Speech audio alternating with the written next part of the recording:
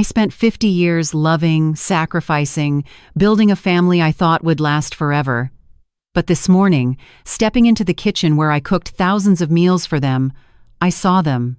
My husband, Robert, and my daughter-in-law, Jennifer, lips locked, arms entwined in a passionate kiss, right on the floor I scrubbed clean every day. That kiss tore apart 50 years of my life, with a venomous whisper in my own home. Jennifer, my daughter-in-law, giggled to my husband Robert in my kitchen, "When Maggie dies, my love, we'll be free. No more sneaking around." What would you do when the people closest to you stab you in the back? Welcome to Voices of Auntie Rose, where stories of family, forgiveness, resilience, and the courage to rise above betrayal come to life with heart and soul. We're so glad you're here, joining a community that celebrates the unbreakable human spirit. Don't forget to subscribe so you never miss an inspiring story. And it would be amazing if you could like this video, share it, or drop a comment letting us know what time it is and which city or country you're watching from. Your shares and comments are the greatest gift, the powerful inspiration that keeps this channel growing and spreading meaningful life lessons every single day. Now, let's dive into today's story. The morning of June 15th, 2025, I woke at 4:30 in the morning in the Victorian house where I'd lived for 50 years here in Beacon Hill, Boston. The summer dawn was just beginning to filter through the white lace curtains I had embroidered by hand 40 years ago when my fingers were steadier and my heart was fuller. Beside me, Robert still slept soundly, his breathing even and peaceful like a man without secrets. Like a man who hadn't spent the last 6 months destroying everything we'd built together. Today was our 50th wedding anniversary. Our golden anniversary, they call it. 50 years of marriage that I thought meant something. I slipped out of bed, careful not to wake him, and made my way downstairs to the kitchen. The house was silent except for the old floorboards creaking under my 78-year-old feet. I filled my French press coffee maker, the one David had given me 2 Christmases ago, and sat down at the oak kitchen table where we'd shared thousands of meals, where I'd helped David with his homework, where we'd celebrated every Thanksgiving and Christmas and Lunar New Year for half a century. The walls were covered with black and white photographs. Our wedding day in 1975, Robert young and handsome in his gray suit, me in my traditional white AO dye. David's graduation from Johns Hopkins Medical School, his face beaming with pride. His wedding to Jennifer 20 years ago, all of us smiling like we believed in forever. 200 guests were coming at 3 o'clock this afternoon. The celebration would be at the Esplanade Park along the Charles River. I'd spent months planning every detail: the white tent, the wooden folding chairs, the jazz band, the New England buffet with clam chowder and lobster rolls. I'd ordered flowers from Winston's, the same florist who'd done our original wedding. I'd bought a new red silk ao dye from the Vietnamese shop in Dorchester, spending $300 I'd saved from my teacher's pension. Everything had to be perfect. That's what I told myself. Everything had to be perfect. Because if it was perfect, maybe I could pretend that everything else was perfect too. Maybe I could pretend I hadn't noticed. Maybe I could pretend my heart wasn't breaking. But I had noticed. God help me, I'd noticed everything. 2 months ago, the signs started. Robert, who was 75 years old and had never cared about his appearance beyond basic hygiene, suddenly joined an expensive gym downtown. "Got to stay healthy, Maggie," he'd said, kissing my forehead like I was a child who needed reassurance. "Want to be around for our grandchildren someday." We didn't have grandchildren. David and Jennifer had been trying for years, but nothing had happened. That comment had stung, but I'd pushed it aside. Then came the text messages, constant text messages that made Robert smile in a way he hadn't smiled at me in years. When I walked into a room, he'd quickly turn his phone face down. When I asked who he was talking to, he'd say, "Just the guys from the old engineering firm or planning something for the anniversary, don't want to spoil the surprise." I wanted to believe him. After 50 years, you want to believe. But then there was Jennifer, my daughter-in-law, my son's wife, the woman I'd welcomed into our family 20 years ago, the woman I'd loved like my own daughter. Beautiful, ambitious Jennifer with her architectural design business and her perfect smile and her way of making everyone in the room feel important. Except lately, she only seemed interested in making one person feel important. Robert. I first noticed it at Easter dinner 3 months ago. The way she touched his arm when she talked to him. The way she laughed at his jokes, not polite laughter, but real, genuine laughter that lit up her whole face. The way she called him Dad Bob in this sweet, almost flirtatious voice that made my stomach turn. "Dad Bob, you're so strong. Can you help me move this chair?" "Dad Bob, you look so handsome today. Is that a new shirt?" "Dad Bob, you always know exactly what to say." David sat right there, my 48-year-old son who dedicated his life to saving people's hearts as a cardiac surgeon, and he didn't see it. Or maybe he did see it and couldn't bear to name it. I knew that feeling well. Then came the basement renovation project. 6 weeks ago, Jennifer announced that she wanted to redesign Robert's basement workshop. "It's such wasted space, Dad Bob. With my architectural expertise, we could turn it into something amazing. A home theater, or a wine cellar, or a man cave you'd actually want to spend time in."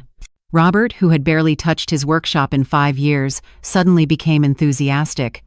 "That's a wonderful idea, Jennifer. When can we start?" They began meeting every Tuesday and Friday, going over design plans, Robert would say. "Jennifer's being so generous with her time doing this for free." Generous. That word made me want to laugh, or cry, or scream. I offered to help, to be part of the planning. "No, Maggie," Robert had said, patting my hand like I was a confused child. "This is technical stuff, architectural drawings and building codes. You wouldn't understand. Let Jennifer and me handle it." 50 years I'd managed our household finances, paid our taxes, balanced our budget while working full-time as an elementary school teacher. But I wouldn't understand architectural drawings. Last Tuesday, I'd come home early from my book club. I'd told everyone I was going. I'd left the house with my book and my reading glasses, but something made me turn around. Call it instinct. Call it the sixth sense you develop after 50 years of marriage. Call it the universe finally deciding to show me the truth. I parked down the street and walked quietly to our house. Through the bay window, the one that looks into our living room where we'd taken family photos every Christmas for 50 years, I saw them. Robert and Jennifer. His arms around her waist, her hands in his silver hair, their lips pressed together in a kiss that was anything but paternal, a kiss that was deep and passionate and real in a way that made my knees buckle. I stood there in my own front yard, behind the hydrangea bushes I'd planted 30 years ago, watching my husband kiss my daughter-in-law. I couldn't breathe, couldn't think, couldn't process what my 78-year-old eyes were seeing. The world tilted sideways. My vision went spotty. I gripped the fence post to keep from falling, feeling my heart hammer against my ribs so hard. I wondered if this was it, if this was the heart attack that would finally take me. But I didn't die. I stayed there, watching, as Jennifer laughed at something Robert said, watching as he poured her a glass of wine, watching as they sat on the sofa I'd bought 35 years ago, the sofa where I'd nursed David through chickenpox, where Robert and I had watched 1,000 movies, where we'd made love on quiet Sunday afternoons when David was away at college. They looked comfortable, natural, like they'd done this 100 times before. I don't know how long I stood there. Minutes, hours, time had stopped meaning anything. Eventually, I walked back to my car on legs that didn't feel like my own, and I drove around Boston for 3 hours, crying so hard I had to pull over twice because I couldn't see the road. When I finally came home, Robert was in his chair reading the newspaper like nothing had happened. "How was book club?" he'd asked without looking up. "Fine," I'd whispered. It was fine. That night, I'd lain beside him in our bed, listening to him sleep, wondering who this man was. 50 years. 50 years of my life. 50 years of cooking his meals and washing his clothes and supporting his career and raising his son. 50 years of believing we were building something beautiful together. All of it a lie? I couldn't tell David. How do you tell your son that his father is having an affair with his wife? How do you destroy your child's entire world with one sentence? David loved Jennifer. He'd loved her since they met in medical school, loved her through her miscarriages and her career struggles, loved her with the kind of pure, devoted love I thought I'd taught him by example. What example had I actually taught him? That love means accepting betrayal? That marriage means looking the other way? Now, sitting in my kitchen at 4:30 in the morning on our 50th anniversary, I stared at the coffee growing cold in my cup. In 12 hours, 200 people would gather to celebrate our golden marriage. My sister Diana was flying in from Chicago. Robert's old engineering colleagues were coming. Our neighbors, our friends from church, people we'd known for decades. They'd all congratulate us. They'd toast to our lasting love. They'd tell their own spouses, "I hope we make it to 50 years like Bob and Maggie." and I would stand there smiling, wearing my $300 red au dai, pretending. Always pretending. The sound of footsteps made me look up. David stood in the kitchen doorway in his pajamas, holding 2 cups of Dunkin' Donuts coffee, a Boston tradition he'd never abandoned, even after becoming a successful cardiac surgeon. "Mom," he said quietly, "we need to talk." My heart stopped. In that moment, I knew he knew. I could see it in his eyes, the same pain, the same betrayal, the same world-shattering knowledge that had been eating me alive for 2 months. "How long have you known?" I whispered. David sat down heavily in the chair across from me. In the early morning light, he looked exhausted, like he hadn't slept in weeks. 3 months, he said. "I've known for 3 months, Mom. 3 months." He'd known longer than I had. "Why didn't you tell me?" "Why didn't you tell me?" he countered, his voice breaking. "I've seen the way you look at them. You've known too, haven't you?" I nodded, unable to speak past the lump in my throat. David pulled out his phone with shaking hands. "Mom, I need to show you something. I hired someone, a private investigator. I needed to know if I was crazy, if I was seeing things that weren't there." He pulled up a photo. Robert and Jennifer entering the Liberty Hotel downtown, the fancy 5-star hotel built from the old Charles Street jail. The timestamp read 3 weeks ago, 2 o'clock on a Tuesday afternoon. Another photo.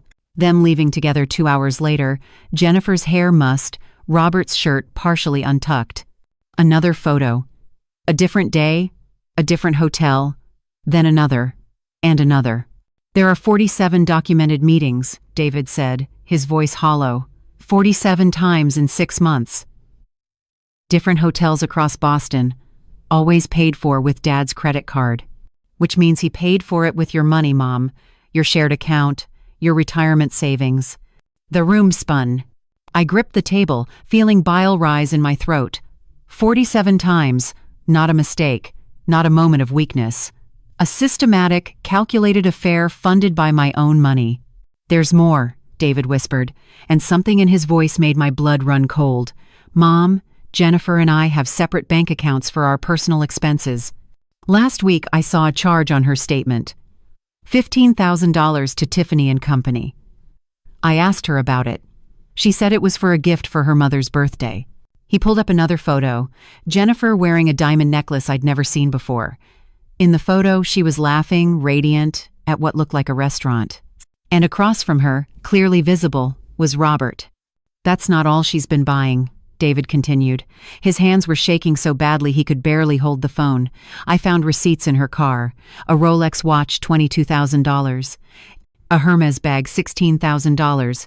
All purchased in the last 4 months. All gifts for Dad. And Mom," his voice cracked completely, "she's been stealing from her own architecture firm to pay for it." The words didn't make sense. "What?" The private investigator did a deeper background check. "Jennifer's been embezzling from her firm's accounts. Fake invoices, inflated expense reports, phantom contractors.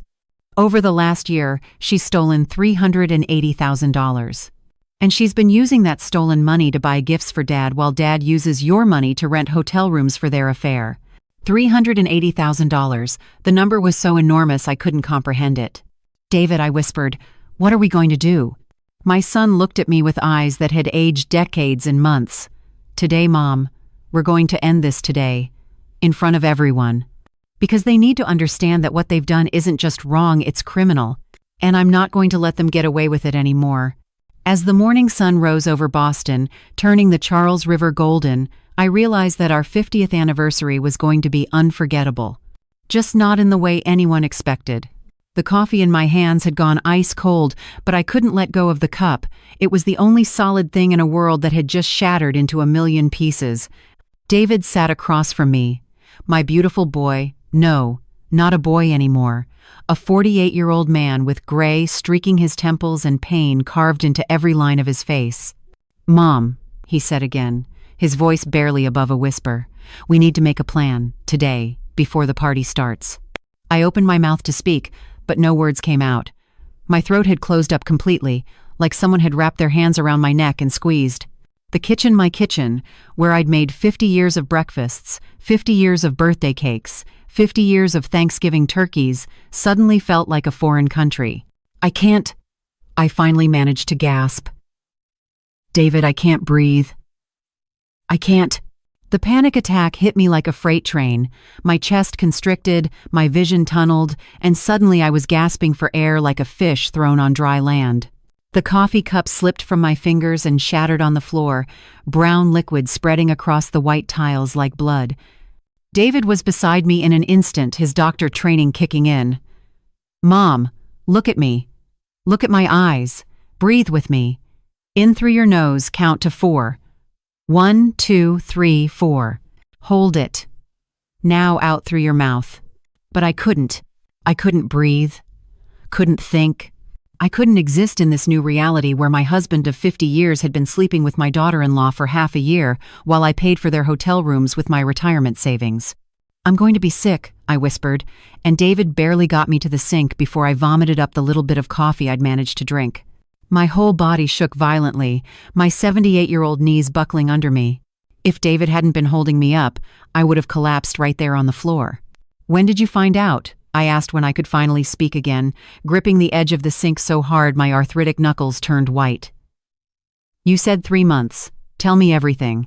David helped me back to my chair, then sat down heavily, like the weight of what he was carrying had finally become too much. He looked 10 years older than he had when he'd walked in. "It was March 15th, he said, his voice hollow. 3 months ago exactly. I came home early from the hospital. There was an emergency surgery scheduled, but the patient coded before we could even get him to the OR. I was emotionally drained, needed to see my wife, needed her comfort." He laughed bitterly, and the sound made my heart crack even further. I walked in, and the house was empty. Jennifer's car was in the driveway, but she wasn't home. I called her. She said she was at a client meeting, would be home by 7. So I waited. I made dinner. I set the table. I even bought flowers from that shop on Newbury Street she loves, spent $80 on roses. David's hands were shaking so badly, he had to clasp them together on the table.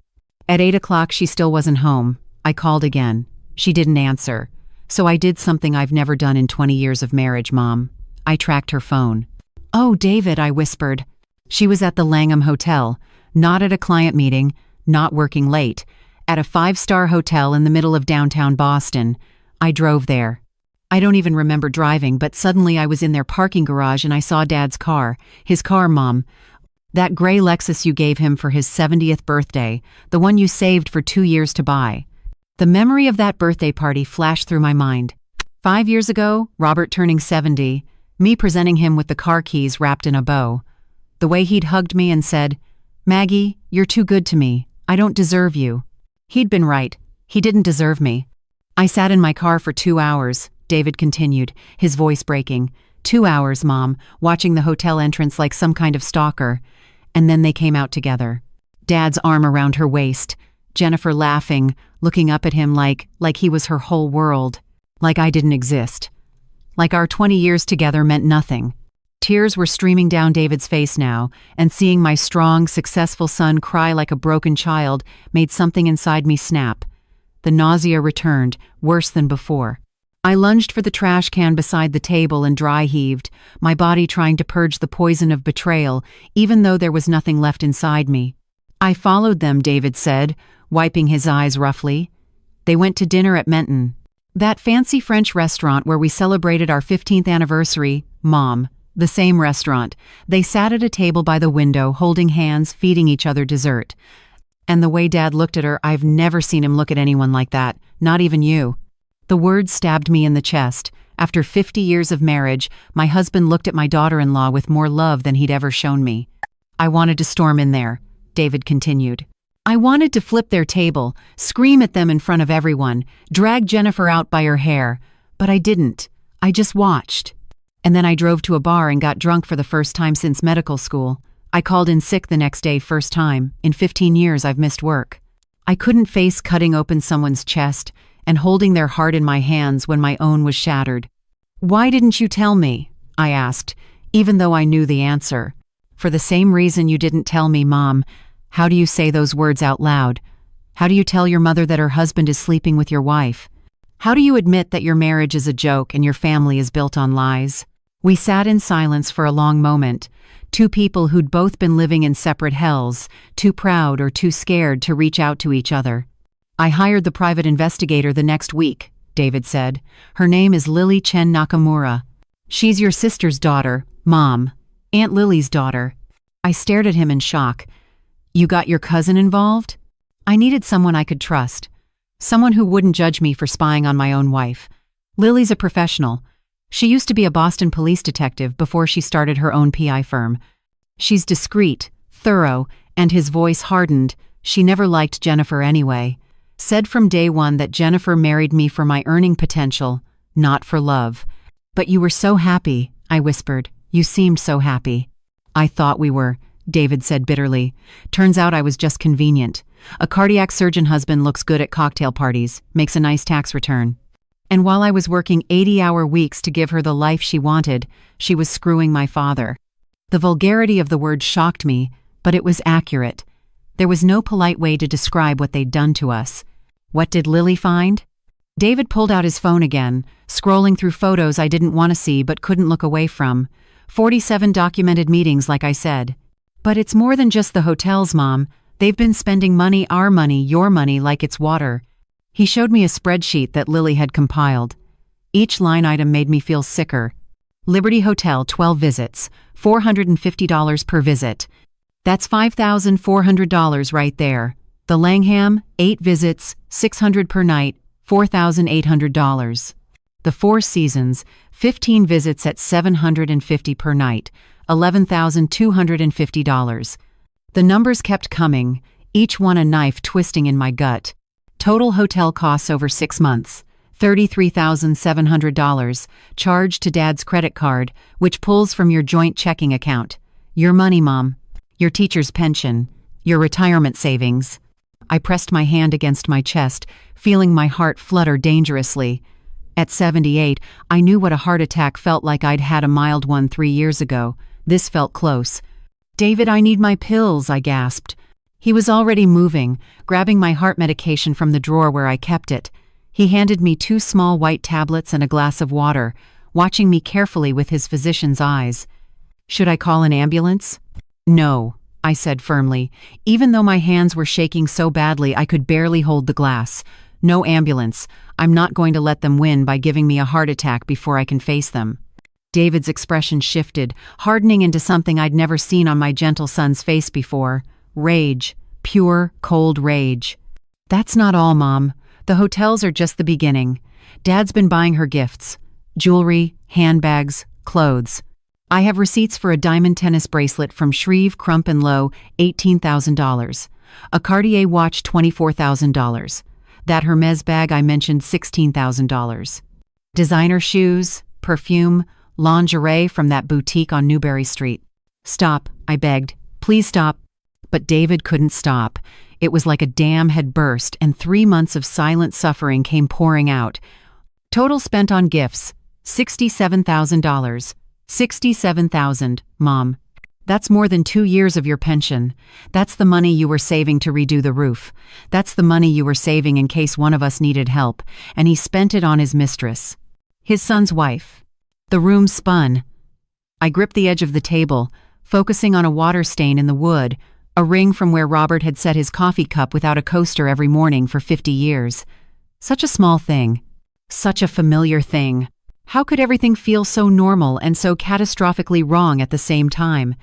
"And Jennifer?" I managed to ask. David's jaw clenched. Jennifer's been living a double life too. While she was telling me she was working late, meeting clients, building her business, she was embezzling from her own firm. "You said $380,000. $382,000, to be exact. Lily got access to the firm's internal accounting, don't ask me how. Jennifer's been creating fake invoices for non-existent contractors, inflating legitimate expenses, charging personal purchases as business costs. Her partners have no idea. She's been stealing from people who trusted her, people who gave her a partnership, people who believed in her." "Why?" The question came out as a sob. "Why would she do that? You make good money. She makes good money. Why steal?" "Because it wasn't enough," David said flatly. "Nothing is ever enough for Jennifer. She grew up wealthy, Mom. Her father's a federal judge. Her mother sits on charity boards and goes to yacht clubs. Jennifer's always needed more. More status, more luxury, more excitement. And apparently, I wasn't exciting enough. A 50-year-old cardiac surgeon who comes home exhausted and falls asleep watching Netflix. But Dad, the word dripped with venom. 75-year-old Dad with his engineering stories and his reading glasses was exciting. Go figure. I thought about Jennifer's parents, the Morrisons, Judge Morrison and his elegant wife Charlotte. They'd be at the anniversary party this afternoon, dressed in their expensive clothes, smiling their perfect smiles, having no idea their daughter was a thief and an adulteress. "There's one more thing," David said quietly. "The worst thing. I didn't think there could be anything worse. I was wrong. Mom, do you remember your friend Sarah Kim?" The name sent ice through my veins. Sarah, my college roommate from University of Massachusetts, Boston. We'd been friends for 50 years, ever since we were 18-year-old freshmen. She'd been my maid of honor. I'd been hers. Our children had played together when they were small. What about Sarah? She came to see me 2 weeks ago. She showed up at the hospital, asked to speak to me privately. Mom, David's voice cracked. Sarah's known about Dad and Jennifer for 2 months. She saw them together at that French restaurant, Menton. She confronted Jennifer in the bathroom, and Jennifer told her everything. Bragged about it. "No," I whispered. "Sarah she would have told me. She was scared to tell you. Didn't know how. Didn't want to be the one to destroy your marriage. So she's been carrying this secret, making herself sick with guilt, and finally she couldn't take it anymore. She told me because she thought maybe I could find a way to break it to you gently. There was nothing gentle about this. Nothing gentle about any of it. Sarah said Jennifer told her, and I quote, "Bob makes me feel alive in a way David never could. Bob appreciates me. Bob sees me as a woman, not just as a wife. And when Maggie finally dies, Bob and I won't have to hide anymore." The words hit me like a physical blow. I actually felt my body jerk backward, like I'd been punched in the chest. When Maggie finally dies, they were waiting for me to die, planning their future together over my corpse. I stood up abruptly, stumbling toward the sink. This time when I vomited, there was blood mixed with the bile. My body was literally tearing itself apart from the inside. "Mom!" David was beside me, supporting me, his doctor hands checking my pulse. "Mom, your heart rate is through the roof. We need to get you to the hospital." "No," I said again, spitting blood into the sink. "No hospital. Not today. Today, we end this. You said you had a plan?" David looked at me with a mixture of fear and pride. Fear because I looked like I might collapse at any moment. Pride because even broken and bleeding, I was still standing. "Yes," he said, "I have a plan. But Mom, it's going to hurt. It's going to hurt worse than anything you've ever felt before. Are you sure you can handle it?" I thought about 50 years of marriage, 50 years of believing I was loved, 50 years of cooking Robert's favorite meals and ironing his shirts and supporting his career and making this house a home. 50 years of my life given to a man who was waiting for me to die so he could be with my son's wife. "Tell me the plan," I said. "Tell me how we make them pay." David pulled out his phone with hands that had finally stopped shaking. The morning light streaming through the kitchen window made him look older, harder, like he'd aged a decade in the span of our conversation. My son, my gentle boy who dedicated his life to healing hearts, now looked like a man preparing for war. "I'm calling Lily," he said. "She needs to hear this from both of us. She needs to know you're ready." "Wait," I said, my voice still raw from vomiting. "David, tell me something first. Tell me honestly. Did you ever suspect? Before March? Were there signs I missed?" He paused, his finger hovering over the call button. The pause itself was an answer. "Mom, I don't think this is the time. Tell me." My voice came out stronger than I expected. "I need to know. I need to know how blind I've been." David set the phone down and looked at me with those dark eyes so much like his father's. "God, even now, even hating Robert with every fiber of my being, I could see him in our son's face. 50 years of genetics don't disappear just because your heart is breaking." "Last Christmas," David said slowly. "Do you remember Christmas dinner?" I nodded. Of course I remembered. I'd spent 3 days preparing that meal. Roasted turkey, mashed potatoes, My mother's recipe for Chinese sticky rice stuffing, green bean casserole, cranberry sauce from scratch. 22 people around our dining table, 3 generations of family and friends. Jennifer and Dad kept disappearing, David continued. First, it was, "Oh, let me help Bob bring up more wine from the basement." Gone for 20 minutes. Then it was, "Dad, can you help me get something from my car?" Another 15 minutes. Then Jennifer spilled wine on her dress, or so she said, and Dad offered to help her find club soda. They were gone for half an hour. The memory came flooding back. I'd been so busy serving food, making sure everyone had enough, cleaning up spills, being the perfect hostess. I'd barely noticed their absences. Or had I? Had some part of me noticed and chosen to look away? "I found them in the garage," David whispered. "I went looking for Jennifer because Mom, your friend Eleanor, wanted to ask her about interior design. And there they were, pressed up against your car, kissing. His hands up her dress, her hands in his hair. The image made me gag again, but there was nothing left in my stomach to bring up. I stood there for maybe 30 seconds, just watching, thinking I must be hallucinating, thinking maybe the wine had gone to my head. But then Dad's hand moved higher, and Jennifer moaned, and I couldn't watch anymore. I backed out quietly. I went back inside. I sat down at the table and ate my mother's turkey and smiled and laughed and pretended I hadn't just seen my wife and my father. His voice broke completely. He put his head in his hands and sobbed like a child. I moved to him, wrapping my 78-year-old arms around my 48-year-old son, and we cried together in the kitchen where I'd fed him every meal of his childhood, where I'd kissed his scraped knees and celebrated his report cards and taught him how to crack eggs without getting shells in the bowl. I convinced myself I'd imagined it, David said against my shoulder. I told myself it was the angle, the lighting, the wine. Jennifer came back inside 5 minutes later looking perfect, smiling, asking if anyone wanted more pie. Dad came in whistling, joking with your brother about the Patriots game. Everything was so normal. So I decided I'd been wrong. I had to be wrong.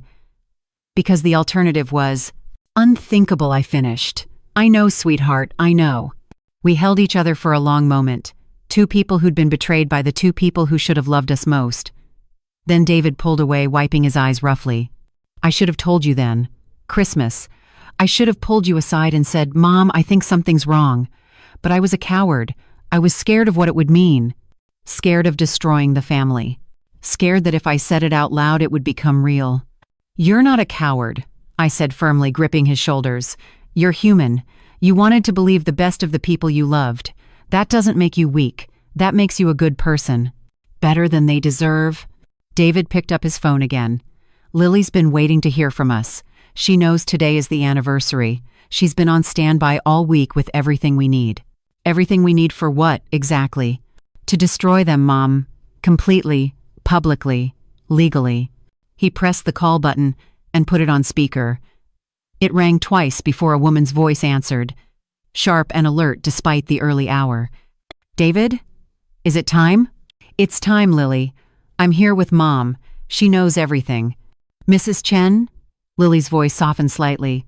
"I'm so sorry. I wish we were meeting under better circumstances." I'd met Lily maybe 5 times in my life, always at family gatherings. She was my sister's daughter, 35 years old, petite and fierce with her mother's Japanese features and her father's Chinese determination. She'd made detective at Boston PD by age 27, one of the youngest in the department. Then she'd left to start her own private investigation firm, specializing in cases the police couldn't or wouldn't touch. "Lily," I said, my voice steadier now. "David says, you have evidence. Everything we need." "I have more than evidence, Aunt Maggie. I have a prosecution-ready case. Your husband and your daughter-in-law haven't just been having an affair, they've committed multiple crimes. Financial fraud, embezzlement, forgery, theft. What they've done to you and David isn't just morally wrong, it's legally criminal." The words should have given me satisfaction, but instead, they just made me feel hollow. My husband was a criminal. The man I'd loved for 50 years was a thief. "Walk me through it," I said. "All of it. I need to understand exactly what we're dealing with." I heard the sound of papers shuffling through the phone. Lily was clearly in her office, probably surrounded by files and evidence and photographs of my destroyed life. Let's start with the financial fraud, Lily said, her voice taking on the professional tone of a detective giving testimony. Over the past 6 months, Robert has withdrawn $147,000 from your joint accounts. He's claimed these withdrawals were for various legitimate expenses, home repairs, medical bills, investments. But I've tracked every dollar, and here's where it actually went. Another pause. I could hear keyboard clicks as Lily pulled up files. $33,700 on hotel rooms, $67,000 on gifts for Jennifer jewelry, designer handbags, clothing, perfume, $12,000 on dinners at expensive restaurants, $8,500 on a weekend trip to Newport, Rhode Island, supposedly a golf trip with the guys, but Jennifer's cell phone was pinging off the same towers the entire weekend. That was in April, I whispered. He said he needed guy time, said he deserved a break after working so hard. He was working hard, Lily said dryly. Just not on golf. I have photos of them at the Castle Hill Inn, taken by the hotel's security cameras. Very romantic, very expensive. All paid for with your money. What about the rest? David asked. You said $147,000. That's only $121,000 so far. The remaining $26,000 went to something even more disturbing, Lily said. Mrs. Chen, do you remember signing any loan documents in the past year? Any requests from Robert to co-sign paperwork? I searched my memory. No. Robert always handled our finances. I trusted him. He'd bring me things to sign occasionally, tax returns, bank forms, but I never read them carefully. After 50 years, you trust, you know? That trust was your mistake, Lily said, not unkindly. Robert took out a home equity line of credit against your house 3 months ago. $85,000, secured by the deed to your property. He forged your signature on the application. The world tilted again. He did what? I had a handwriting expert compare the signature on the loan documents to your actual signature on other legal papers.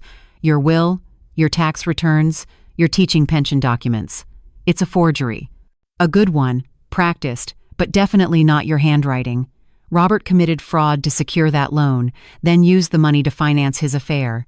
Can we prove it? David demanded. Can we prove it was fraud? Beyond any reasonable doubt, Lily said. I have the expert's report. I also have something else. Mrs. Chen, does Robert keep a home office? Yes, I said numbly. In the basement, his workshop area. 3 days ago, while Robert was at the gym and you were at your book club, I entered your house with David's permission and key and conducted a search of Robert's office. That's illegal, I said automatically. Technically, yes. But David, as Robert's son and with legitimate concern for your welfare, had the right to check on his father's documents. And what we found will hold up in court because it corroborates everything else we have. Mrs. Chen, Robert has been keeping records, receipts, hotel confirmations, credit card statements. He has a locked file cabinet in his workshop, and inside that cabinet is a folder labeled Expenses 2025. He's been documenting every dollar he's spent on Jennifer. Why? We don't know. Maybe for tax purposes. Maybe because he planned to ask you for a divorce and wanted to justify his spending. Maybe he's just that arrogant. I thought about Robert's workshop, the sacred space where he'd spent hours puttering with his engineering projects, his model trains, his carefully organized tools. I'd respected his privacy there, never snooped, never questioned. And all along he'd been keeping records of his betrayal like a businessman tracking investments. There's more, Lily continued. Jennifer's embezzlement from her architecture firm. I've traced $382,000 in fraudulent transactions over 14 months. Fake invoices for contractors who don't exist. Inflated material costs on real projects with Jennifer pocketing the difference. Personal expenses charged to business accounts, her gym membership, her hair salon visits, even her Botox appointments, all billed to the firm as client entertainment or business development. How did you find all this? I asked. I have contacts, Lily said simply. People who owe me favors. A friend in the FBI's white-collar crime division took a look at Jennifer's firm's finances as a routine audit. What he found was enough to open an official investigation. Mrs. Chen, Jennifer Morrison Chen, is going to be arrested. Not maybe. Not if we pursue charges. She's going to be arrested regardless because the federal government doesn't ignore this level of financial crime. The room was spinning again, but this time it wasn't panic. It was the dizzying realization that this was real. This was actually happening. My family was imploding, and there was no way to stop it. When? David asked quietly. That depends on you and your mother, Lily said. I can make a call right now, and Jennifer will be arrested within the hour. Or, she paused significantly, we can wait until this afternoon. Until the anniversary party. Until all 200 guests are gathered. We can let Robert and Jennifer think they've won, think they've gotten away with it, and then we can expose everything. Publicly, permanently, completely. I closed my eyes, seeing it all play out in my mind. The white tent by the Charles River, the jazz band playing. 200 of our closest friends and family celebrating 50 years of what they believed was a beautiful marriage. And then, if we do it at the party, I said slowly, we destroy them in front of everyone. No private confrontation they can lie their way out of. No chance for them to spin the story. Just the truth, cold and naked and undeniable. You've made it this far. Go ahead and hit. Like to let me know you're still with me. You know, every share you make might help someone out there find a little hope. And before we continue, don't forget to subscribe because who knows, the next story might just touch your heart. Exactly, Lily said. And Mrs. Chen, I have everything we need. I have a presentation ready with every piece of evidence, every photograph, every receipt, every forged document. I can project it onto a screen for everyone to see. Your friends, your family, Robert's colleagues, Jennifer's parents, everyone will know the truth at the same time. I thought about Jennifer's parents. Judge Morrison with his federal court dignity. Charlotte Morrison with her junior league respectability. They'd raised Jennifer to be perfect, to be above reproach. What would it do to them to learn their daughter was a criminal? Then I thought about what Jennifer had said to my friend Sarah. When Maggie finally dies, Bob and I won't have to hide anymore. They were waiting for me to die. Do it, I said. This afternoon, at the party, we expose them in front of everyone. Mom, David said carefully, are you sure? Once we do this, there's no going back. Your marriage is over. My marriage is over. The whole family will know. It'll be in the news. Everyone will be talking about it. I looked at my son, this good man who'd been betrayed by his own wife and his own father. David, they've already destroyed this family. We're just making sure everyone else knows the truth. And sweetheart, I took his hand. Your marriage was over the moment Jennifer decided your father was more exciting than you. My marriage was over the moment Robert forged my signature to fund his affair. We're not ending anything. We're just refusing to keep their secrets anymore. David nodded slowly, then looked at the phone. Lily, set it up. Everything. We're doing this. You won't regret it, Lily said. Justice is about to be served. After we hung up, David and I sat in the kitchen in silence. The sun had risen fully now, turning the sky that perfect shade of blue that only happens on June mornings in Boston. It was going to be a beautiful day for an anniversary party. It was going to be a beautiful day to watch my marriage burn to the ground. After David left to shower and prepare for what he was now calling D-Day, I sat alone in my kitchen, staring at the broken coffee cup on the floor. The brown stain on the white tiles looked like a wound that wouldn't heal. I should clean it up, I thought distantly, but I couldn't move. My 78-year-old body felt like it weighed 1,000 pounds. The doorbell rang at 7:30 in the morning. Through the window, I could see Sarah Kim, standing on my front porch, holding what looked like a manila envelope. Sarah, my oldest friend. My college roommate. The woman who'd held my hand when I went into labor with David. The woman who'd sat beside me at Robert's father's funeral and my mother's funeral, and every important moment of my adult life. Sarah, who'd known about the affair for 2 months and said nothing. I should have been angry. I should have refused to open the door. But instead, I found myself walking toward it on numb legs, unlocking the deadbolt, pulling it open to face the woman who'd kept my husband's betrayal secret. Maggie, Sarah said, and her voice broke immediately. Her eyes were red and swollen like she'd been crying for hours. Oh God, Maggie, David called me. He said, you know. He said she couldn't finish the sentence. She just stood there on my porch, tears streaming down her 70-year-old face, holding that envelope like it contained the secrets of the universe. Come in, I heard myself say. My voice sounded strange, disconnected, like it belonged to someone else. Sarah followed me into the living room, the room where I'd entertained her hundreds of times over 50 years. Birthday parties, baby showers, holiday dinners, book club meetings. This room had witnessed our entire friendship, and now it would witness its possible ending. "I should have told you," Sarah said before I could even sit down. "I should have told you the moment I saw them. I'm a coward, Maggie. I'm a horrible friend and a coward, and I've been making myself sick for 2 months trying to figure out how to tell you." "When?" I asked simply. "When did you see them?" Sarah sank onto my sofa, the same sofa where she'd sat 1,000 times before. But everything was different now. The whole world was different now. "April 17th, she said. "I remember the exact date because it was my daughter's birthday. Remember? You sent her a card. You always remember everyone's birthday." I did remember. I'd sent Sarah's daughter Michelle a card with $50 inside. Michelle was turning 45. I never forgot. "I was taking Michelle out to dinner at Menton," Sarah continued, her voice shaking. "That French place in Fort Point. We had 8 o'clock reservations. We were waiting at the bar for our table when I saw them." Her hands were trembling so badly she had to clasp them together. Robert and Jennifer, at a table in the back corner. The intimate section where couples go for romantic dinners. They were Sarah's voice dropped to a whisper. They were feeding each other. Jennifer would take a bite of her salmon, then offer the next bite to Robert. He'd eat it off her fork, looking at her like she was the most precious thing in the world. Then he'd do the same with his steak, back and forth, like lovers, like newlyweds. The image made my stomach clench. I pressed my hand against my chest, feeling my heart race dangerously. "I told Michelle I wasn't feeling well," Sarah continued. "I said we should leave, go somewhere else, but Michelle had been looking forward to Menton for weeks. So we sat down at our table, thank God it was across the restaurant where they couldn't see us clearly, and I spent the entire dinner watching my best friend's husband romance his own daughter-in-law." "What else?" I asked, my voice hollow. "What else did you see, Sarah?" Sarah wiped her eyes with trembling hands. After dinner, they had champagne. "Robert ordered a bottle of Dom Perignon, $350 a bottle, Maggie. I saw the price on the wine list.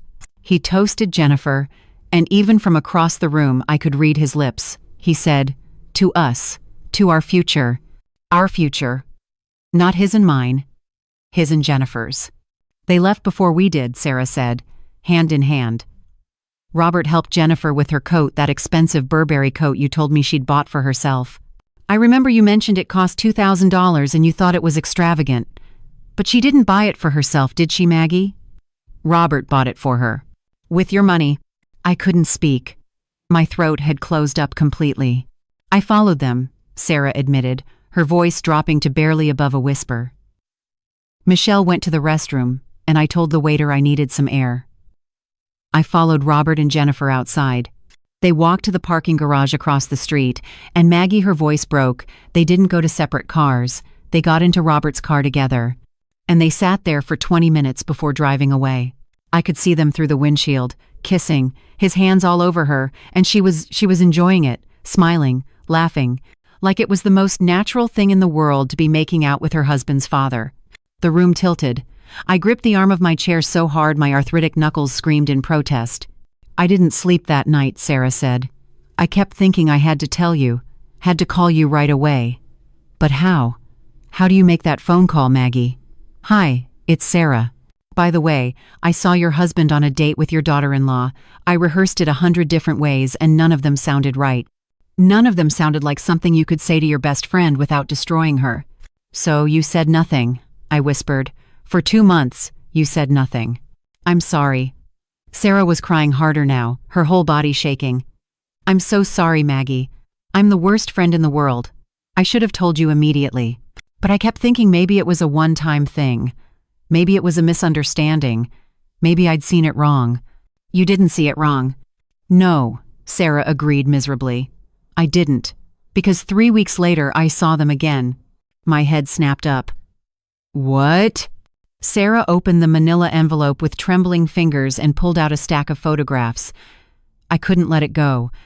I couldn't stop thinking about it. She took a shaky breath. I started following them. Not professionally, not like a detective. Just whenever I could. I'd drive by your house, and if Robert left, I'd follow him. I know it sounds crazy, I know it sounds obsessive. But Maggie, I had to know. I had to know for sure before I said anything to you. She spread the photographs on my coffee table like a dealer laying out cards. Each one was a dagger to my heart. Robert and Jennifer entering the Langham Hotel. Different day, same sin. Robert and Jennifer at an outdoor cafe in Cambridge, sitting so close their shoulders touched. Robert and Jennifer at the Boston Public Garden, walking hand in hand like lovers, feeding the ducks like young people in love. Robert and Jennifer at a jewelry store. I recognized it as Shreve, Crump and Lowe on Newbury Street. I was outside when they came out of the jewelry store, Sarah said quietly. Jennifer was wearing a new diamond bracelet. She held her wrist up to the sunlight, admiring it, and Robert kissed her hand, right there on the street, in public, like he didn't care who saw them. Did anyone else see them? I asked, my voice strange and distant. People walked by. Nobody paid attention. Boston's a big city. Nobody cares about a man and woman holding hands. Nobody knew they were father-in-law and daughter-in-law. Nobody knew they were betraying you and David. Sarah pulled out one more photograph, and this one made me gasp out loud. It was taken outside a medical office building. The sign clearly read Boston Fertility Specialists. No, I whispered. No, no, no. I followed them there last week, Sarah said, her voice barely audible. Last Tuesday, May 8th. Jennifer had told David she had a routine gynecologist appointment. But it wasn't routine, Maggie. I waited outside for 2 hours. When they came out, Jennifer was holding brochures. I managed to get close enough to see they were brochures about IVF treatments for women over 45. The implications crashed over me like a tidal wave. She wants to have his baby. Jennifer wants to have Robert's baby. I think so, Sarah said miserably. I think that's their plan. I think they're planning a future together. A real future. With children. I stood up abruptly, stumbling toward the bathroom. Sarah followed, catching me when my legs gave out. We ended up on the bathroom floor, me vomiting into the toilet while my 70-year-old best friend held my hair back like we were college girls again. I'm sorry, Sarah kept saying. I'm so sorry. When I could finally speak again, I turned to look at her. You confronted Jennifer, David told me. You talked to her at the restaurant bathroom. Sarah nodded, her face pale. 2 weeks ago, I couldn't take it anymore. I called Jennifer, told her I needed to discuss a design project she thinks I'm redoing my living room. We met for lunch at a place downtown. After we ate, I followed her to the bathroom and I told her I knew. I told her I'd seen her with Robert. I told her she needed to end it immediately or I'd tell you and David everything. What did she say? Sarah's expression hardened with a rage I'd never seen on her gentle face before. She laughed, Maggie. She actually laughed. She said, "Oh, Sarah, you're so dramatic. Bob and I are in love, real love. Not the comfortable, boring kind of love he has with Maggie. Not the obligatory kind of love I have with David. Bob makes me feel alive. He sees me, he worships me. And when Maggie finally dies," those were her exact words, Maggie, "when Maggie finally dies, Bob and I can be together openly. We can have the life we deserve." The words hung in the air like poison gas. I told her she was disgusting, Sarah continued, her voice shaking with fury. I told her she was destroying 2 good people who loved her. And you know what she said? She said, "Love is for fairy tales. This is real life. Bob has money, he has status, and he can still," and this is a direct quote, "Maggie, he can still perform like a man half his age. Why would I settle for David who falls asleep by 9 o'clock when I can have Bob who makes me feel like a goddess?" I pressed my hand over my mouth, fighting the urge to vomit again. "She told me that if I said anything to you or David, she'd claim I was jealous," Sarah continued. "She'd say I was a bitter old woman making up stories because my own marriage ended in divorce. She said nobody would believe me." And then she said, Sarah's voice dropped to a horrified whisper. She said, "Besides, Maggie's old. She's 78. She could die any day. Why ruin her last months with the truth? Let her die thinking she was loved. It's kinder this way." "Kinder," I repeated numbly. "She thinks it's kinder to let me die believing a lie." "I left that restaurant and went straight to David's hospital," Sarah said. "I told him everything, every word. And he told me he'd already known, that he'd hired an investigator, that he was gathering evidence. He made me promise not to tell you yet. He said there was a plan. He said today, the anniversary party, would be the day the truth came out. We sat on my bathroom floor, two old women who'd been friends for more than 50 years, surrounded by the wreckage of everything we'd believed in. I don't know if you can forgive me, Sarah said quietly. I don't know if I can forgive myself. But Maggie, I need you to know I kept these photographs. I documented everything I saw. I wrote down dates and times and locations. If you need evidence, I have it. If you need a witness, I'll testify. Whatever you need to destroy them, I'll help you do it. I looked at my friend, really looked at her, and saw the guilt and pain and rage warring in her eyes. She'd kept the secret, yes, but she'd also been gathering ammunition for the war she knew was coming. Sarah, I said slowly, you're going to do something for me today. Anything. You're going to come to the anniversary party. You're going to sit in the front row.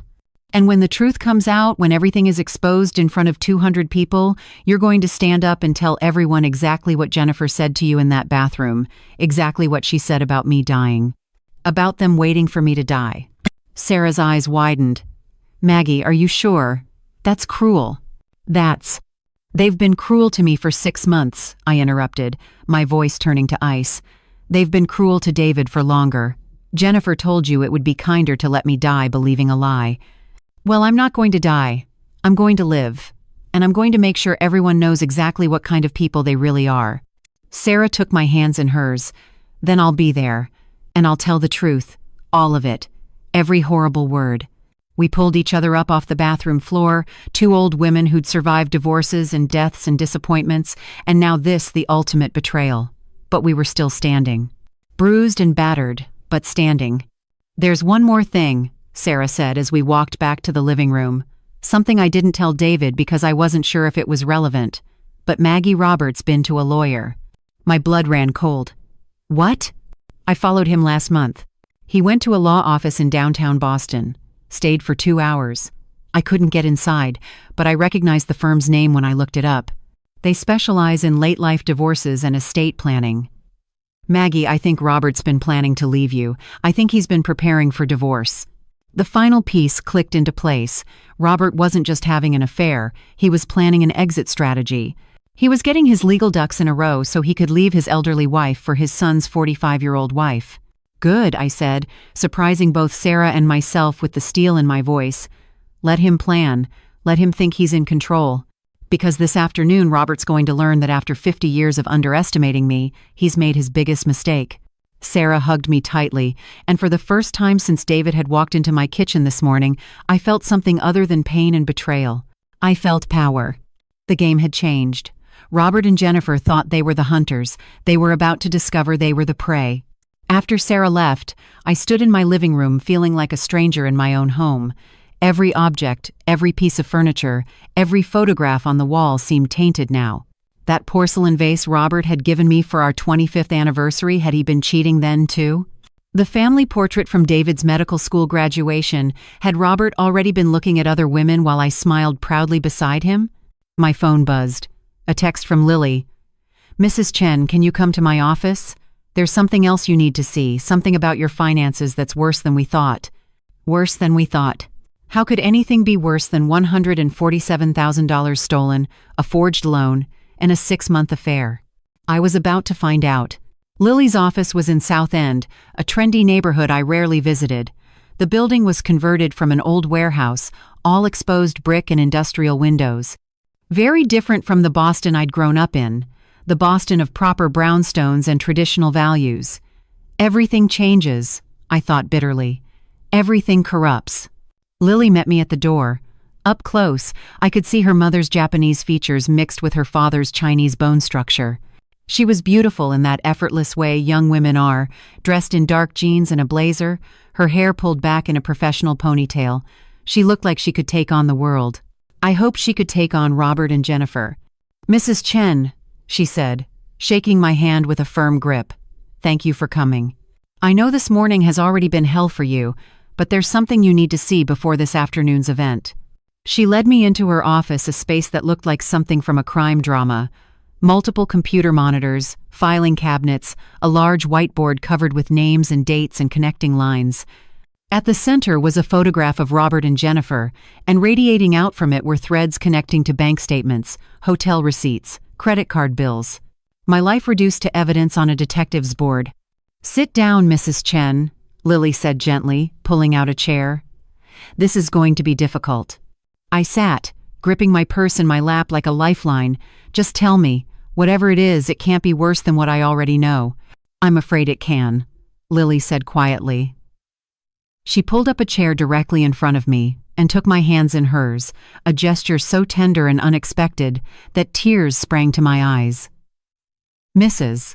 Chen, when David first hired me, he asked me to investigate the affair, document it, prove it, make it impossible to deny. But as I dug deeper, I found something else. Something that changes everything." "What?" The word came out as barely a whisper. Lily pulled up a file on her computer and turned the monitor so I could see it. Bank statements, dozens of them, going back not 6 months but years. Highlighted in yellow were regular monthly transfers. Always the same amount. Always on the first of the month. $2,000. Every month. For 28 years. "What am I looking at?" I asked, though somewhere deep in my soul I already knew. I already understood that the betrayal ran deeper than I'd imagined, that the lie was older than I'd feared. "Mrs. Chen," Lily said carefully, "Robert has been making monthly payments to a woman named Catherine Walsh for 28 years. The payments started in 1997 and continued until last November, when Catherine died of ovarian cancer. 1997. David had been 20 years old, still in college. I'd been 50 years old, teaching 3rd grade at the public school in Dorchester, coming home exhausted every day to cook dinner and do laundry and be the perfect wife. And Robert had been sending $2,000 a month to another woman. "Who is Catherine Walsh?" I asked, though part of me already knew that answer too. Lily pulled up a photograph. A woman, maybe in her 50s in the picture, with kind eyes and graying brown hair. She looked ordinary. She looked like someone's mother, someone's friend, someone you'd pass on the street without noticing. "Catherine Walsh was a nurse at Massachusetts General Hospital," Lily said. "She worked in the cardiac care unit from 1993 to 1998. Robert did consulting work for the hospital during that time, something about upgrading their electrical systems. They met. They had an affair." The room was spinning again, but Lily's steady voice kept me anchored. "The affair lasted approximately 2 years, and in December of 1996, Catherine became pregnant." "No," I breathed. "Please, God, no." "She gave birth to a daughter in September 1997, a girl named Emma Catherine Walsh. The father's name is not listed on the birth certificate, but Mrs. Chen." Lily pulled up another document. "I obtained Catherine's personal medical records after her death. They're now part of her estate, accessible through legal channels. In those records, she names Robert Chen as the father of her child." I couldn't breathe. The air had turned solid in my lungs. "I also obtained a sample of Robert's DNA from his coffee cup at your house, with David's permission, and compared it to DNA on file for Emma Walsh. It was a private comparison, not legally admissible in court, but Mrs. Chen, it's a 99.9% match. Emma Walsh is Robert's daughter. 28 years. Robert had another daughter for 28 years, and I'd never known. While I was celebrating David's college graduation, his medical school acceptance, his wedding, Robert had another child out there, a daughter he'd hidden from me for her entire life. The monthly payments," I said mechanically, my voice not sounding like my own. $2,000 a month for 28 years. That's my mind did the math automatically. Years of balancing budgets kicking in even through the shock. That's $672,000. $672,000, Lily confirmed, from your joint accounts. Your money, Mrs. Chen. Your teacher's salary, your pension contributions, the inheritance from your parents. Robert took it and sent it to his secret family without you ever knowing. Secret family. The words echoed in my head. Robert had a secret family. Emma wasn't just a youthful mistake, a one-night stand that resulted in child support. $2,000 a month for 28 years meant involvement, meant commitment, meant caring. He'd cared about them while lying to me every single day. "Where is Emma now?" I heard myself ask. "Somerville. She's 28 years old, never married, no children. She teaches preschool at a place called Bright Horizons in Davis Square. By all accounts, she's a lovely young woman." Quiet, kind, dedicated to her students. After Catherine died last November, the monthly payments from Robert stopped, but he sent a lump sum of $50,000 to Emma supposedly from her mother's life insurance. But it came directly from Robert's account. Your account. I thought about last November. Thanksgiving. Robert had been quieter than usual, I remembered now. Distracted. I'd asked him if something was wrong and he'd said he was just tired, just getting old, nothing to worry about. He'd been mourning his mistress, the mother of his secret daughter, and I'd rubbed his shoulders and made him tea and told him everything would be okay. Does Emma know? I asked. Does she know about me? About David? Lily hesitated. That's the other thing I need to tell you, Mrs. Chen. Emma knows Robert is her father. Catherine told her years ago. But according to Emma's social media, which I've been monitoring, she's been trying to contact Robert since her mother died, trying to build a relationship with him, trying to meet her half-brother David. Has Robert responded? Not directly. But Mrs. Chen Lily pulled up another document, and this one made my blood run cold. 3 days ago, Emma sent a message to Robert's private email account. The one he thinks you don't know about. She wrote, Dad, I know today is hard for you. 50 years is a long marriage, but I want you to know I'll be there. I'm coming to the anniversary party. It's time I met the rest of my family. It's what Mom would have wanted. The anniversary party. Emma was coming to the anniversary party. Did Robert respond? I asked, my voice hollow. Yes, he wrote back. Emma, please don't come. It's not the right time. I'll explain everything soon, but you can't be there today. Please trust me. But she's coming anyway, I said, understanding suddenly. She's going to show up. I believe so, Lily confirmed. She bought a dress at Nordstrom 2 days ago, a blue sundress. The kind you wear to a special occasion. Mrs. Chen, I think Emma Walsh is going to crash your anniversary party. I think she's going to introduce herself to David and to you. And I think Robert has no idea how to stop her. I started laughing. I couldn't help it. The laughter bubbled up from somewhere deep and hysterical, the kind of laughter that's barely distinguishable from sobbing. Here I'd been planning to expose Robert's 6-month affair with Jennifer, and the universe had decided to one-up me by adding a 28-year secret daughter to the mix. This is insane, I gasped between laughs that were definitely becoming sobs. This is absolutely insane. Mrs. Chen Lily said gently, I need to ask you something. Do you want me to contact Emma? Do you want me to tell her what's happening? She's innocent in all this. She's another victim of Robert's lies. She grew up without a father, and now she's trying to connect with him, not knowing he's about to be exposed as a cheat and a fraud. I wiped my eyes, trying to regain some composure. Does David know? About Emma? Not yet. I wanted to tell you first. This is your decision, Mrs. Chen. Emma is David's half-sister. She's your husband's daughter. But she's also a stranger who might destroy what's left of your family. What's left of my family is already destroyed, I said flatly.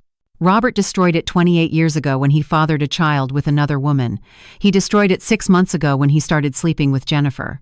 He destroyed it every day for decades when he stole from me to fund his secret life. I stood up, steadying myself against Lily's desk. Call Emma. Tell her the truth. Tell her about Jennifer and the affair. Tell her about the financial crimes. Tell her that her father is not the man she thinks he is. And then tell her that if she still wants to come to the party this afternoon, she's welcome, because the truth is coming out anyway, and she deserves to see it. Lily looked at me with something like awe. Mrs. Chen, you're remarkable. Most women in your position would be trying to hide this, cover it up, protect themselves from embarrassment. I'm 78 years old, I said tiredly. I've spent my entire adult life protecting other people. Protecting Robert's ego, protecting David's feelings, protecting the image of the perfect family. I'm done protecting people who don't protect me. If Emma wants to meet her family, she can meet us at our worst, at our most honest, at our most broken. If you find this part truly thought-provoking, go ahead and hit like to show your support. Do you feel the same way as the character in this story? Share your thoughts in the comments. I'd love to hear from you. As I left Lily's office, my phone rang. It was David. Mom, where are you? We need to start getting ready. The party starts at 3. I'm on my way home, I said. David, there's something else. Something about your father. Something that happened before you were born. What? His voice was sharp with worry. "You have a sister," I said simply. "A half-sister. She's 28 years old, and her name is Emma. Your father has been supporting her financially for her entire life, and she's coming to the party today." The silence on the other end of the line stretched so long I thought the call had dropped. "David?" "A sister," he finally said, his voice strange and flat. "I have a sister." "Yes." Another long pause. Then, "Does she know about Dad and Jennifer?" "She's about to." "Good," David said, and there was something cold and final in his voice. "Let her come. Let her see what kind of man her father really is. Let everyone see." As I drove home through the familiar streets of Boston, past the public garden and the common, past the church where Robert and I had been married 50 years ago, I thought about Emma Walsh, a 28-year-old preschool teacher who'd grown up without a father, who'd just lost her mother, who was about to walk into a nightmare disguised as an anniversary party. I should have felt sorry for her, and part of me did. But another part of me, the part that had been betrayed and lied to and stolen from for 28 years, felt something else entirely. She wanted to meet her family? Fine. She was about to meet us at our absolute worst. She was about to learn that families built on lies don't stand up to the truth. And the truth was coming for all of us in less than 6 hours. I pulled into my driveway at 10:30 in the morning. Robert's car was still there. He was home, probably reading the newspaper, drinking his coffee, preparing his speech for the party. His speech about 50 years of love and commitment and faithfulness. I walked into my house, into the kitchen where he sat at the table just like I'd pictured. "Maggie," he said cheerfully. "There you are. I was getting worried. Big day today. Are you excited?" I looked at my husband of 50 years. This man who'd fathered another woman's child. This man who'd stolen nearly $700,000 from our accounts. This man who was currently sleeping with our son's wife. "Excited?" I repeated. "Oh, Robert, you have no idea." And I smiled. Robert looked up from his newspaper, his reading glasses perched on his nose, the same nose I'd kissed 1,000 times, the same face I'd woken up beside for 50 years.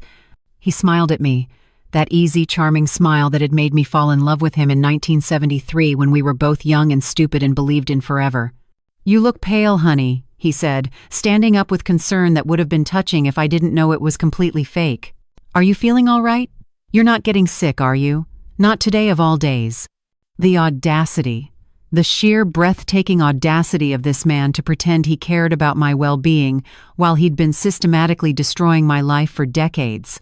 "I'm fine," I said, keeping my voice steady, just nervous about the party. 200 people is a lot.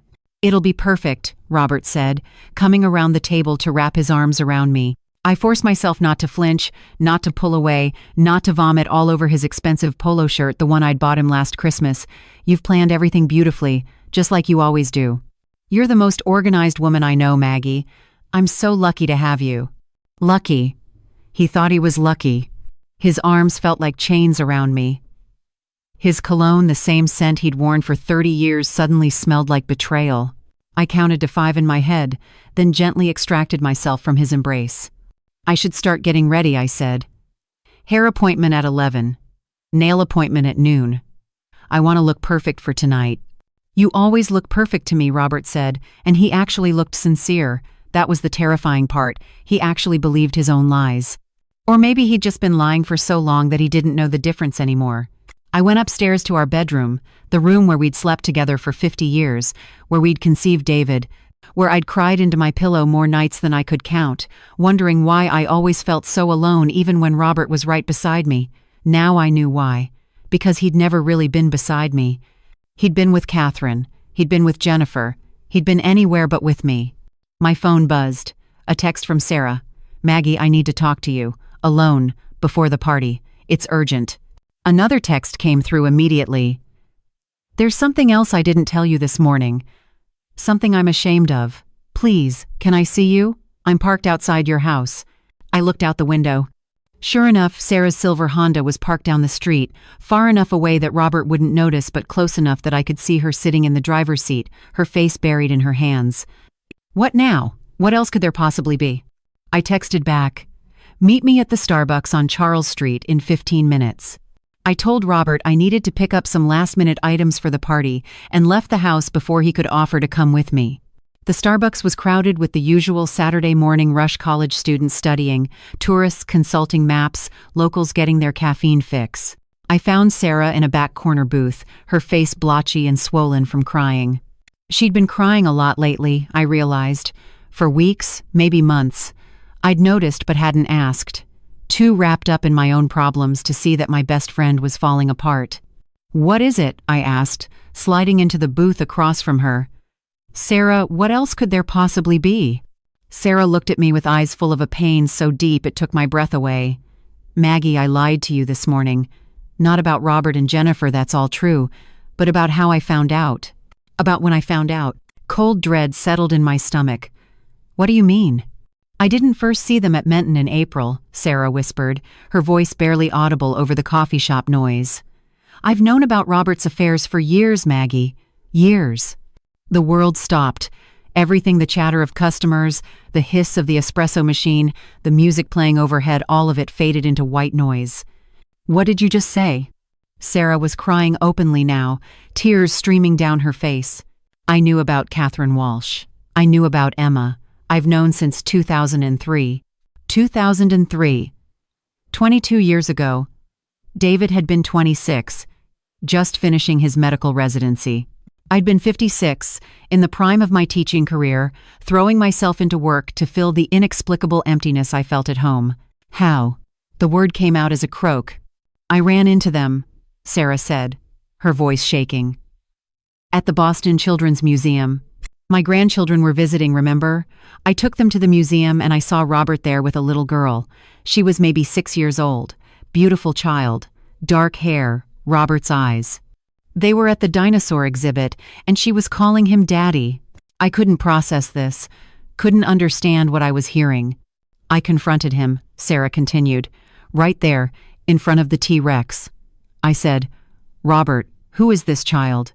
And he broke down, Maggie. He begged me not to tell you. He said it was a mistake from years ago, that Catherine had been sick and needed help, that he was just being a good man by supporting his daughter. He said you had a weak heart, you'd had that scare in 2002, remember? And that the shock might kill you. The heart scare. I'd had chest pains, thought I was having a heart attack. It turned out to be severe anxiety and acid reflux. But Robert had been so concerned, so attentive, insisting I rest, insisting I not stress myself, because he was afraid I'd find out about his secret daughter. He said if I told you, I'd be responsible for killing you," Sarah sobbed. "He said Emma was innocent, that she deserved a father, that he was trying to do the right thing. He said," her voice broke completely. "He said if I really loved you, I'd keep you from pain. I'd let you live in happiness instead of destroying you with the truth." "So you kept his secret," I said numbly. "For 22 years, you kept his secret. I'm so sorry, Maggie. I'm so sorry. I thought I was protecting you. Robert convinced me that knowing would hurt you worse than not knowing. He convinced me that ignorance was mercy. And I, God help me, I believed him." I stood up abruptly, knocking my untouched coffee across the table. The hot liquid spread everywhere, but I didn't care. I didn't care about anything except the woman sitting across from me who'd betrayed me almost as deeply as my husband had. "You watched me," I said, my voice rising. People were starting to stare, but I didn't care about that either. "You watched me for 22 years. You came to my house. You ate at my table. You celebrated holidays with me. You listened to me talk about how lucky I was to have Robert, how blessed I was to have such a good marriage, and the entire time you knew he had another family. Maggie, please. Did you know about Jennifer too?" I demanded. "Did you know about the affair with our daughter-in-law before April?" Sarah's silence was answer enough. "How long?" I asked, my voice deadly quiet now. "How long have you known about Jennifer?" "Since January," Sarah whispered. "I saw them at the New Year's party at the Morrisons' house. Remember? Jennifer's parents' annual party? You and I went together because Robert said he had the flu. He hadn't had the flu. Of course he hadn't had the flu. Jennifer left the party early, said she wasn't feeling well. I left about an hour later, and I saw Robert's car parked outside Jennifer's office building downtown. At midnight on New Year's Eve, I waited. They came out together at 1 a.m, and Maggie Sarah covered her face with her hands. They were laughing, dancing on the sidewalk. kissing in the middle of the street like young lovers. And I drove home and said nothing. Again, because I'm a coward. Because I've always been a coward. I grabbed my purse and turned to leave. Maggie, wait! Sarah reached for my arm, but I yanked it away. Don't touch me. Don't ever touch me again. Please, let me explain. Explain what? I turned on her, my voice shaking with rage. Explain how you watched my husband destroy me for 22 years and said nothing? Explain how you let me make a fool of myself talking about my happy marriage while you knew it was built on lies? Explain how you're any better than Robert or Jennifer? I'm not better, Sarah sobbed. I know I'm not better. I'm worse because I was your friend and I betrayed you. But Maggie, please understand, I thought I was protecting you. Robert was so convincing. He said you couldn't handle it. He said, "Stop," I commanded. "Just stop. I don't want to hear any more of Robert's manipulation coming out of your mouth. You made your choice, Sarah. You chose him over me. You chose his lies over my right to the truth. You chose your own comfort because, let's be honest, that's what this was really about, over my dignity." Sarah was crying so hard she could barely breathe. What can I do? How can I make this right? You can't, I said flatly. There is no making this right. You had 22 years to tell me the truth, and you chose silence every single day. But Sarah, you're still going to that party this afternoon. You're still going to sit in the front row. And when I expose Robert and Jennifer in front of everyone, you're going to stand up and tell everyone how long you've known, how you kept their secrets, how you betrayed me too. Maggie, no. Yes, I said coldly. You wanted to protect me from pain? You wanted to show me mercy? Well, here's your chance to finally do something right. You're going to tell the truth, Sarah. All of it. Every single year of lies. And you're going to do it in front of everyone who matters. I left the coffee shop, leaving Sarah sobbing in the booth. My hands were shaking so badly I could barely unlock my car. I sat in the driver's seat, gripping the steering wheel, trying to breathe through the pain that felt like it was physically tearing me apart from the inside. Robert had manipulated Sarah. He'd used my health scare as leverage. He'd convinced my best friend that lies were love and silence was mercy. And Sarah, weak, complicit Sarah, had believed him. How many others knew? How many other people in my life had watched me be deceived and said nothing? How many friends and neighbors and family members had seen Robert with Catherine or Emma or Jennifer and decided I was better off not knowing? My phone rang. David. Mom, where are you? We need to go over the plan for this afternoon. David, I said, my voice hollow. Your father is more manipulative than we thought. He's been manipulating people for decades, making them complicit in his lies, making them believe they're protecting me by keeping secrets. What happened? I told him about Sarah, about the 22 years of silence, about Catherine and 6-year-old Emma at the Children's Museum, about Jennifer and Robert dancing in the street on New Year's Eve. When I finished, David was silent for a long moment. She knew about Emma for 22 years, he finally said, his voice tight with rage. She knew I had a sister for 22 years and never told me. She says Dad convinced her it was for our own good. Our own good, David repeated bitterly. Mom, how many other people has Dad manipulated? How many other people are walking around with his secrets? I don't know, I admitted. But David, I want them all exposed today. Not just Robert and Jennifer, everyone who knew and said nothing, everyone who chose his lies over our truth. I want everyone to know exactly how deep this betrayal goes. Then that's what we'll do, David said. Lily's already setting up the audiovisual equipment at the park. She's got a slideshow ready with every piece of evidence. Every hotel receipt, every bank statement, every photograph, and now we'll add Sarah's testimony too. Let everyone see how many people were complicit in Dad's lies. After I hung up, I sat in my car for another 10 minutes, trying to compose myself. My hair appointment was in 15 minutes. I needed to look beautiful for my anniversary party. I needed to look like a woman who had everything together while my entire world crumbled around me. I looked at myself in the rearview mirror. 78 years old. Lines around my eyes, gray hair I'd been dyeing auburn for 20 years, age spots on my hands. An old woman. A foolish old woman who'd believed in love and loyalty and marriage vows.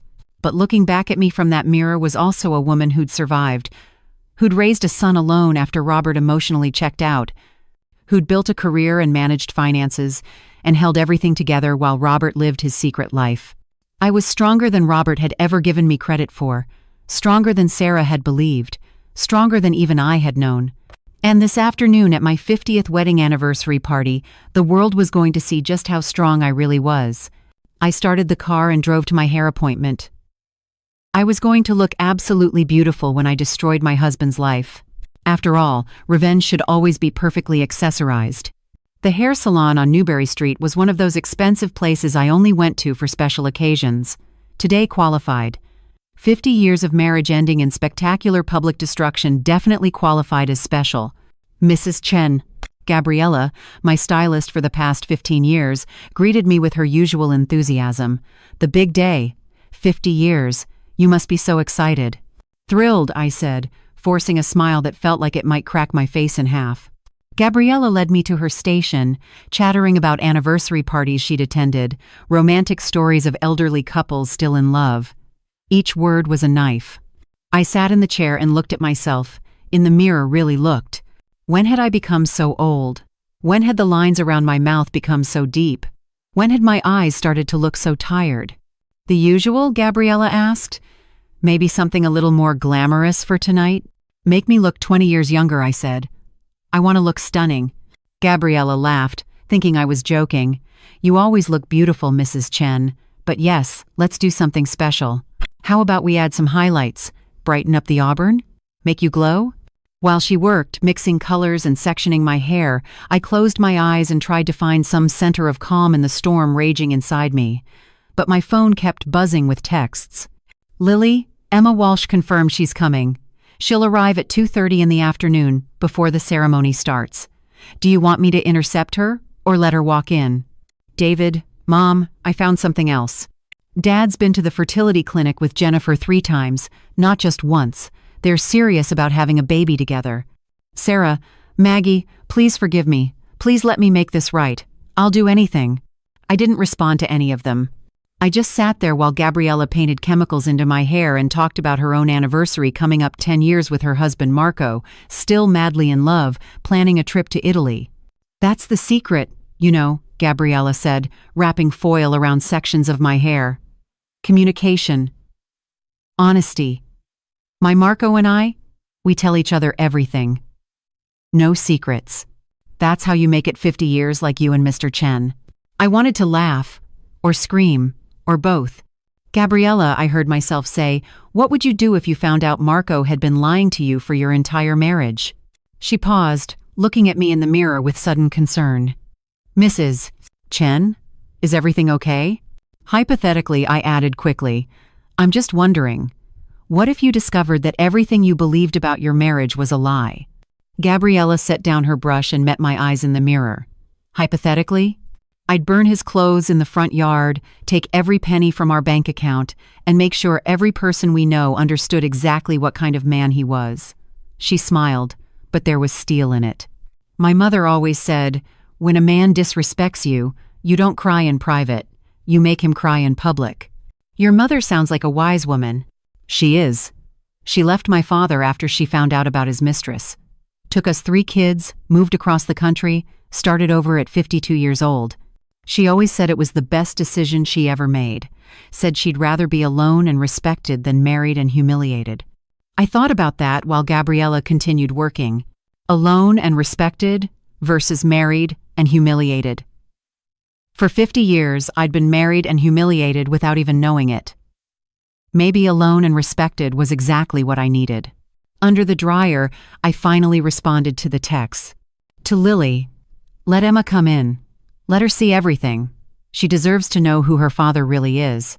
To David, 3 times at the fertility clinic. Add it to the presentation. I want everyone to know they're planning a future together while married to other people. To Sarah, I didn't respond. She didn't deserve a response. My phone rang. An unknown number. I almost didn't answer, but something made me pick up. Hello? Mrs. Chen? A young woman's voice, nervous and tentative. My name is Emma Walsh. I think you know who I am. My heart stopped. Emma, Robert's daughter, calling me directly. I know who you are, I said carefully. I'm so sorry to call you like this. I got your number from it, doesn't matter how I got it. Mrs. Chen, I'm coming to your anniversary party today. I know my father doesn't want me to, but I need to meet you. I need to meet David. My mother just died, and I don't have anyone left, and her voice broke. I just want to know my family. The pain in her voice was real, raw. This girl, this 28-year-old woman who'd grown up without a father, who'd just lost her mother, was reaching out to the wife of the man who'd abandoned her. The bravery of that, the desperate hope of it, made my chest ache. Emma, I said slowly, you should know that today is going to be difficult, very difficult. Things are going to come out that will hurt you. About my father and Jennifer Morrison? Emma asked quietly. I already know. A private investigator named Lily called me this morning. She told me everything. And you still want to come? Mrs. Chen, my mother spent 28 years telling me that my father was a good man who was trapped in a complicated situation. She said he loved me but couldn't be with me because it would hurt you and David. She made me promise never to reach out, never to cause trouble. But she's gone now, and I'm tired of being a secret. I'm tired of being ashamed of existing. So yes, I'm still coming. Because I deserve to see the truth too. I respected her for that, God help me, I actually respected her. Then come, I said, come and meet your family. But Emma, be prepared. Your father is not the man your mother told you he was. I'm starting to understand that, Emma said softly. Mrs. Chen, can I ask you something? Yes. Are you going to divorce him?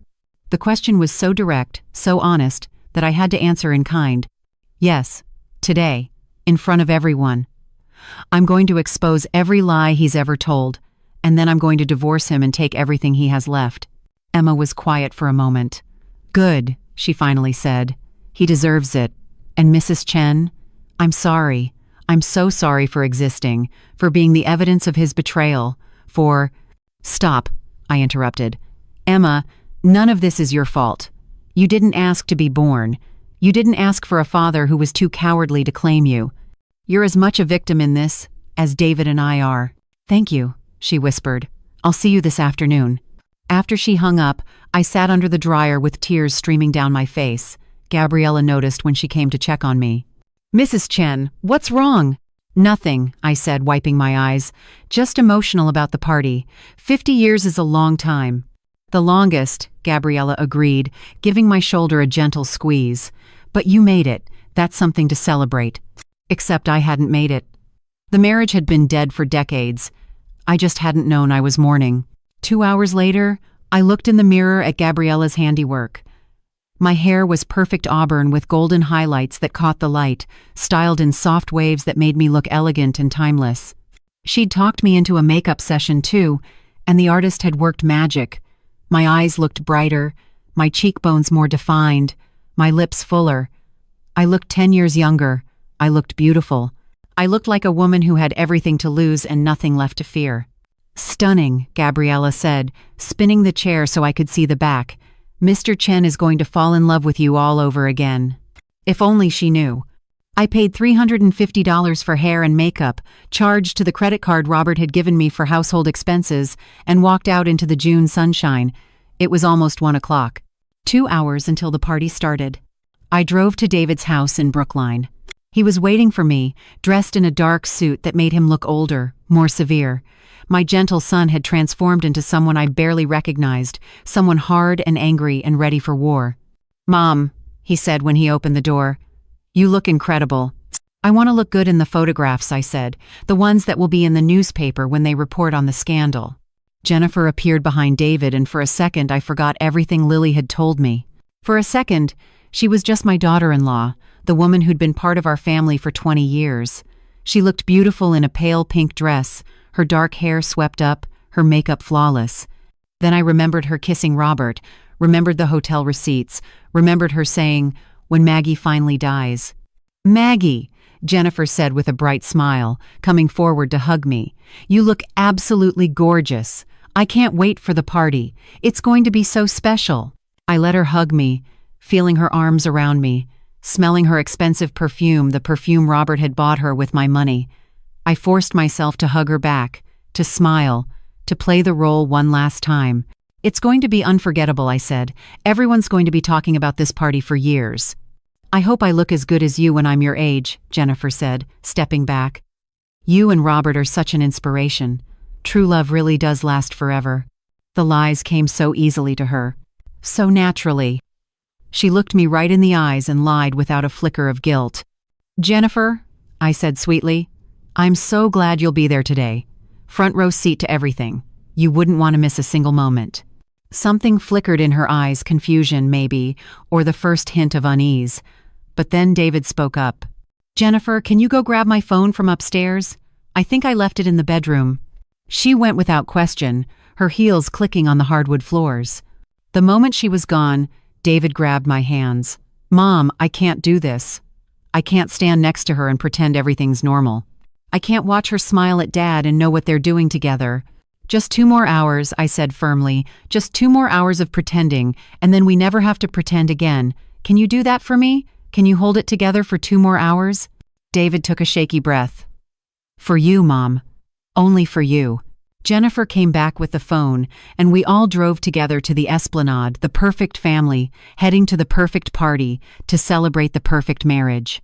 If only they knew that in 2 hours, perfect was going to shatter into a million pieces. And I was going to be the one holding the hammer. The Esplanade was breathtaking.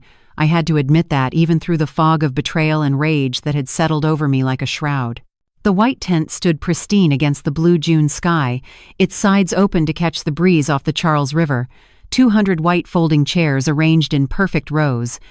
The jazz quartet was setting up on a small stage, testing their instruments. Tables covered in white linen held champagne flutes waiting to be filled. Flower arrangements, white roses and peonies, my favorites, decorated every surface. I had planned all of this. Months of careful coordination. Thousands of dollars spent. All to celebrate a marriage that had never really existed. "It's beautiful, Mrs. Chen," said the event coordinator, a young woman named Ashley who'd been emailing me daily for weeks. "Everything's exactly as you specified. The caterers will arrive at 2:30 with the lobster rolls and clam chowder. The champagne is chilling. The jazz band knows your requested playlist. We're all set for a perfect celebration." "Perfect," I echoed. The word tasted like ashes in my mouth. David squeezed my shoulder. Jennifer had wandered off to check her makeup in the restroom facilities near the parking lot. We were alone for a moment, standing at the edge of what was about to become a battlefield. "Lily's here," David murmured, nodding toward a white van parked discreetly behind the tent. "She's got all the equipment. The screen, the projector, the sound system. She's setting everything up now while people think it's just part of the regular AV equipment for your slideshow." The slideshow. Everyone expected a heartwarming retrospective of 50 years of marriage, baby photos of David, wedding pictures, holiday memories. What they were going to get instead was a different kind of slideshow entirely. "Where's Dad?" I asked, looking around. "Home, getting dressed. He said he wanted to make a grand entrance, show up right at 3 when the ceremony starts, make his big speech about eternal love." David's voice dripped with venom. "He's been practicing it all week, Mom. I heard him rehearsing in his workshop. Talking about how you're the love of his life, how he's the luckiest man alive, how marriage is about commitment and faithfulness." "The irony would be funny if it wasn't so sickening," I said. A car pulled up to the parking area, a modest Toyota Camry. The door opened and a young woman stepped out, and I knew immediately who she was. Emma Walsh had Robert's eyes, David's nose. My late mother-in-law's smile. She wore a simple blue sundress and carried a small purse, and she looked absolutely terrified. Our eyes met across the 50 feet that separated us. For a long moment, we just stared at each other, the wife and the secret daughter, brought together by the same man's betrayal. Then I did something that surprised even myself. I walked toward her.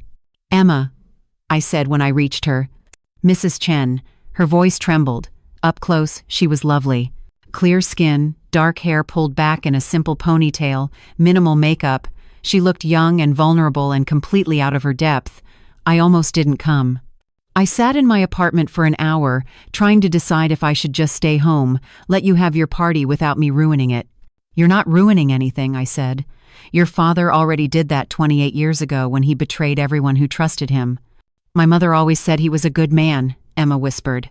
"She said he was trapped between 2 worlds, 2 families, and he was doing the best he could." But this morning, when that investigator called and told me about Jennifer, about the money, about all of it, tears filled her eyes. I realized my mother lied to me my whole life. Or maybe Dad lied to her and she believed him. Either way, I grew up believing I had a father who loved me even if he couldn't be with me. But he didn't love me. He just paid child support like I was a bill to be taken care of. The pain in her voice echoed my own. We were the same, Emma and I. Both of us had loved Robert. Both of us had believed his lies. Both of us had built our lives around a man who'd never deserved our devotion. Come with me, I said, making a decision. I want you to meet your brother.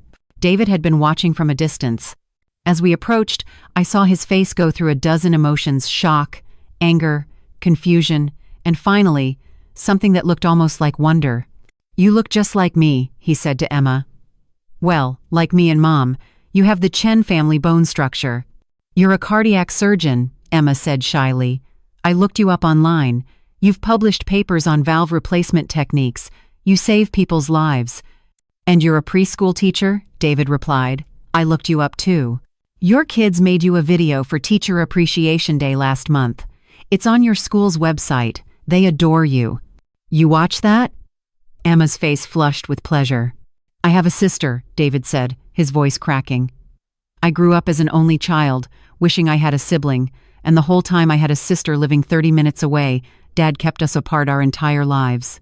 They stared at each other for a long moment, and then to my complete shock, David pulled Emma into a hug. None of this is your fault, he said fiercely. You hear me?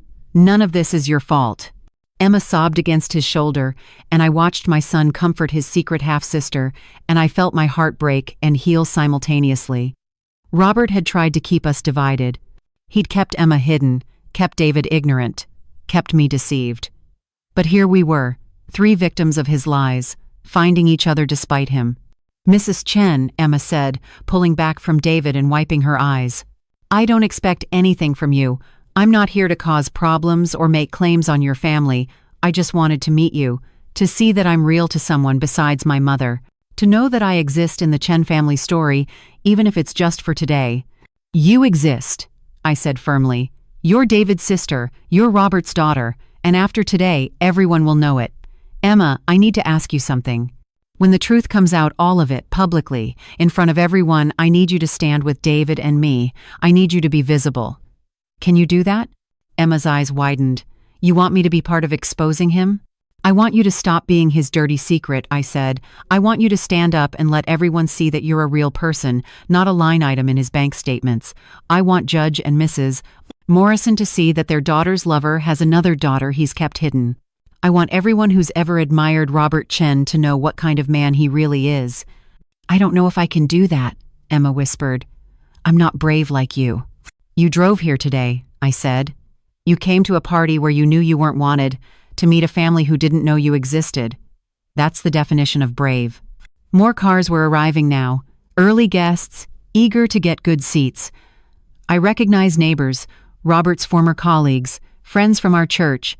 They waved and smiled, calling out congratulations. 50 years, Maggie. You're an inspiration. Where's the happy couple? We can't wait to celebrate with you. This is going to be such a beautiful ceremony. If only they knew. Jennifer emerged from the restroom, her makeup perfect, her smile bright. She walked toward us, then stopped short when she saw Emma. Who's this? She asked, her tone light but her eyes sharp. Jennifer Morrison, I said formally. I'd like you to meet Emma Walsh. She's Robert's daughter, from another woman. A woman he had an affair with 28 years ago. Jennifer's face went absolutely white. Her mouth opened and closed like a fish gasping for air. I what you can't be. Oh, but I am, Emma said, and I heard steel enter her voice. I'm the daughter he's been supporting financially for my entire life. The daughter he's kept secret from everyone. Nice to meet you. I understand you're sleeping with my father. Jennifer stumbled backward, her hand flying to her throat. Maggie, I don't know what lies this girl has told you, but… Stop, I said calmly. Just stop, Jennifer. I know everything. The hotels, the money, the jewelry, the fertility clinic visits, all of it. So you can drop the act. The fertility clinic, Emma repeated, her voice sharp with disgust. You're trying to have his baby? You're married to his son and you're trying to have his baby? Jennifer looked around wildly, like a trapped animal searching for escape. Guests were starting to notice the commotion. People were staring, whispering. This is insane, Jennifer hissed. David, tell your mother she's being crazy. Tell her. I know too, David said coldly. I've known for months. I hired a private investigator. We have photos, Jennifer, videos, bank records, hotel receipts. We have everything. Jennifer's face contorted with rage. Gone was the sweet, charming daughter-in-law. In her place stood someone I barely recognized, someone ugly and desperate and cornered. You old bitch, she spat at me. You couldn't just let it go, could you? You couldn't just die quietly and let us be happy. You had to ruin everything. Several guests gasped. Mrs. Eleanor Brooks, my neighbor, stood frozen with her mouth open. The jazz quartet had stopped setting up and were openly staring. There she is, I said quietly. The real Jennifer, the one who's been waiting for me to die so she could have my husband. He doesn't love you, Jennifer screamed, completely losing control now. He hasn't loved you in decades. He told me your marriage is dead, that you're just roommates, that he's staying out of obligation and nothing else. I make him happy. I make him feel alive. I'm just the woman whose money paid for your hotel rooms, I finished calmly, whose retirement savings bought your jewelry, whose house you were planning to redecorate after I conveniently died. Is that what you were going to say? A black Lexus pulled into the parking lot. Robert's car. He stepped out wearing an expensive navy suit, the one I'd helped him pick out last month for this very occasion. He was smiling, waving at guests, playing the role of the devoted husband arriving at his anniversary party. Then he saw us. Saw me standing with David and Emma and Jennifer. Saw Jennifer's tear-streaked face and defensive posture. Saw Emma, his secret daughter, standing in broad daylight where everyone could see her. If this part really struck a chord with you, tap that like button to let me know you're with me. Do you see yourself in the character's journey? Drop your thoughts in the comments. I can't wait to hear your take. I watched the color drain from his face, watched understanding and panic flood his eyes, watched him realize that his carefully constructed web of lies was about to unravel in front of 200 witnesses. Maggie, he called out, his voice artificially cheerful but with an undertone of desperation. Sweetheart, what's going on? Who's this? He gestured vaguely at Emma while avoiding looking directly at her. Don't you recognize your own daughter, Robert? I asked loudly enough that the nearby guests could hear clearly. Emma Walsh. Age 28. Born September 15, 1997, you've been sending her mother $2,000 a month for her entire life. Surely you remember her. Robert froze halfway across the parking lot. Around us, the whispers grew louder. People were pulling out their phones, some filming, some frantically texting others who hadn't arrived yet. This was it. The moment where everything changed. The moment where 50 years of lies met the harsh light of truth. I think it's time we started the ceremony, I said, my voice carrying across the suddenly silent crowd. After all, everyone's here to celebrate. Let's give them something to remember. I turned and walked toward the white tent, my head held high, my red dye flowing behind me like a banner of war. Behind me, I heard Robert calling my name, heard Jennifer sobbing, heard Emma's sharp intake of breath, heard David's footsteps as he followed me. And ahead of me, I saw 200 faces turning toward us, hungry for drama, sensing that something extraordinary was about to happen. They had come for a golden anniversary celebration. They were about to witness an execution. By 3 o'clock, every seat under that white tent was filled. 200 people packed together, fanning themselves in the June heat, sipping champagne, chattering excitedly. They had no idea they were sitting in the front row of an execution. I stood at the back of the tent with David on one side and Emma on the other. Jennifer had disappeared, probably to fix her makeup and compose herself. Robert stood near the front, greeting guests with his politician smile, shaking hands, accepting congratulations. Every few seconds his eyes would dart back toward me, trying to gauge what I was planning, how much damage control he needed to prepare for. Too late, Robert. Far too late. Pastor Michael Brooks from our church stood at the front beside a small podium. He'd known us for 30 years, baptized David, counseled us through what he thought were the normal struggles of a long marriage. He smiled benevolently at the crowd, completely unaware that he was about to witness the destruction of everything he believed about the Chen family. He looked so happy, Emma whispered beside me. Your pastor. Everyone looks so happy. They won't be for long, I said. Sarah Kim sat in the third row, her face blotchy and swollen. Our eyes met across the tent, and I saw the guilt and shame and desperate pleading in her expression. She wanted forgiveness. She wanted absolution. She was going to get neither. Judge Morrison and his wife Charlotte sat in the second row, dressed immaculately, their posture perfect. They smiled and nodded at everyone around them, completely unaware that their daughter was a criminal and an adulteress. By the time this ceremony ended, their carefully constructed social reputation would be in ruins. Good. Lily Chen Nakamura appeared at my elbow, dressed professionally in black pants and a white blouse, carrying a laptop. To anyone watching, she looked like part of the event staff, maybe someone managing the slideshow presentation. "Everything's ready," she murmured. "The projector's connected. The screen's up, everyone thinks it's for your anniversary photos. I have the presentation queued. All you have to do is give me the signal and I'll start it." "How long is it?" I asked. 43 minutes, Lily said. "Every piece of evidence, every photograph, every bank statement, every hotel receipt. It's chronological, starting with Catherine Walsh in 1996 and ending with yesterday's fertility clinic appointment. By the time it's over, there won't be a single person here who doesn't understand exactly what Robert and Jennifer have done." 43 minutes, I repeated. 43 minutes to destroy a 50-year marriage. "Mom," David said quietly, "you don't have to do this. We could still walk away, handle this privately, divorce him quietly. You don't have to humiliate yourself in front of everyone you know." I looked at my son, this good, honorable man who'd been betrayed by his own father and his own wife. "David, they've been humiliating me for years. They've been laughing at me behind my back, spending my money, planning their future together while I smiled and played the perfect wife. The only difference is that now everyone else will know it too. I'm not the one being humiliated today. They are." The jazz quartet started playing a soft, romantic melody. Our cue. Time to begin.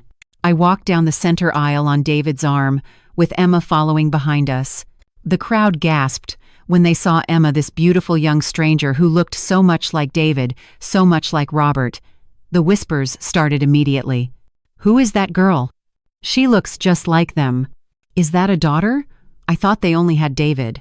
We reached the front. Robert stood there, his face a mask of forced calm, but I could see the panic in his eyes.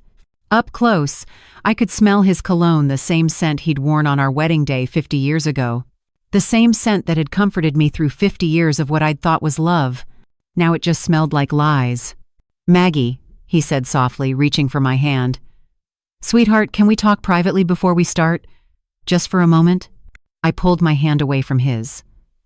"Everything you have to say to me, you can say in front of everyone here. No more private conversations, Robert.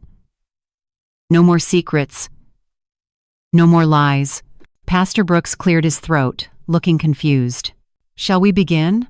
I had prepared some remarks about the sanctity of marriage, the beauty of 50 years of commitment. "Actually, Pastor," I interrupted, "I'd like to say a few words first, if you don't mind."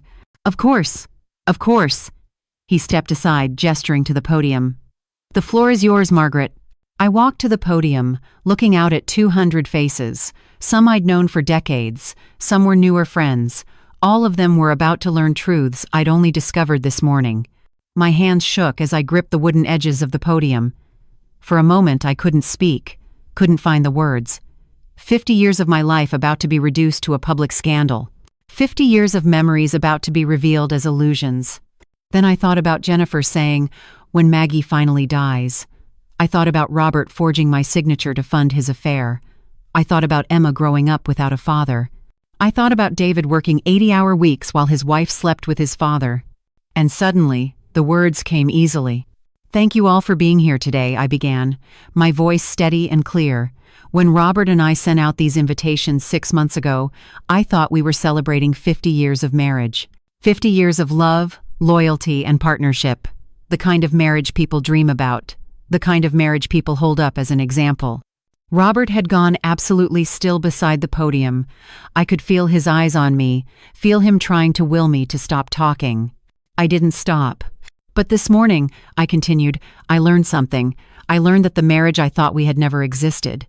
I learned that for the past 50 years, or at least 28 of them, I've been living a lie.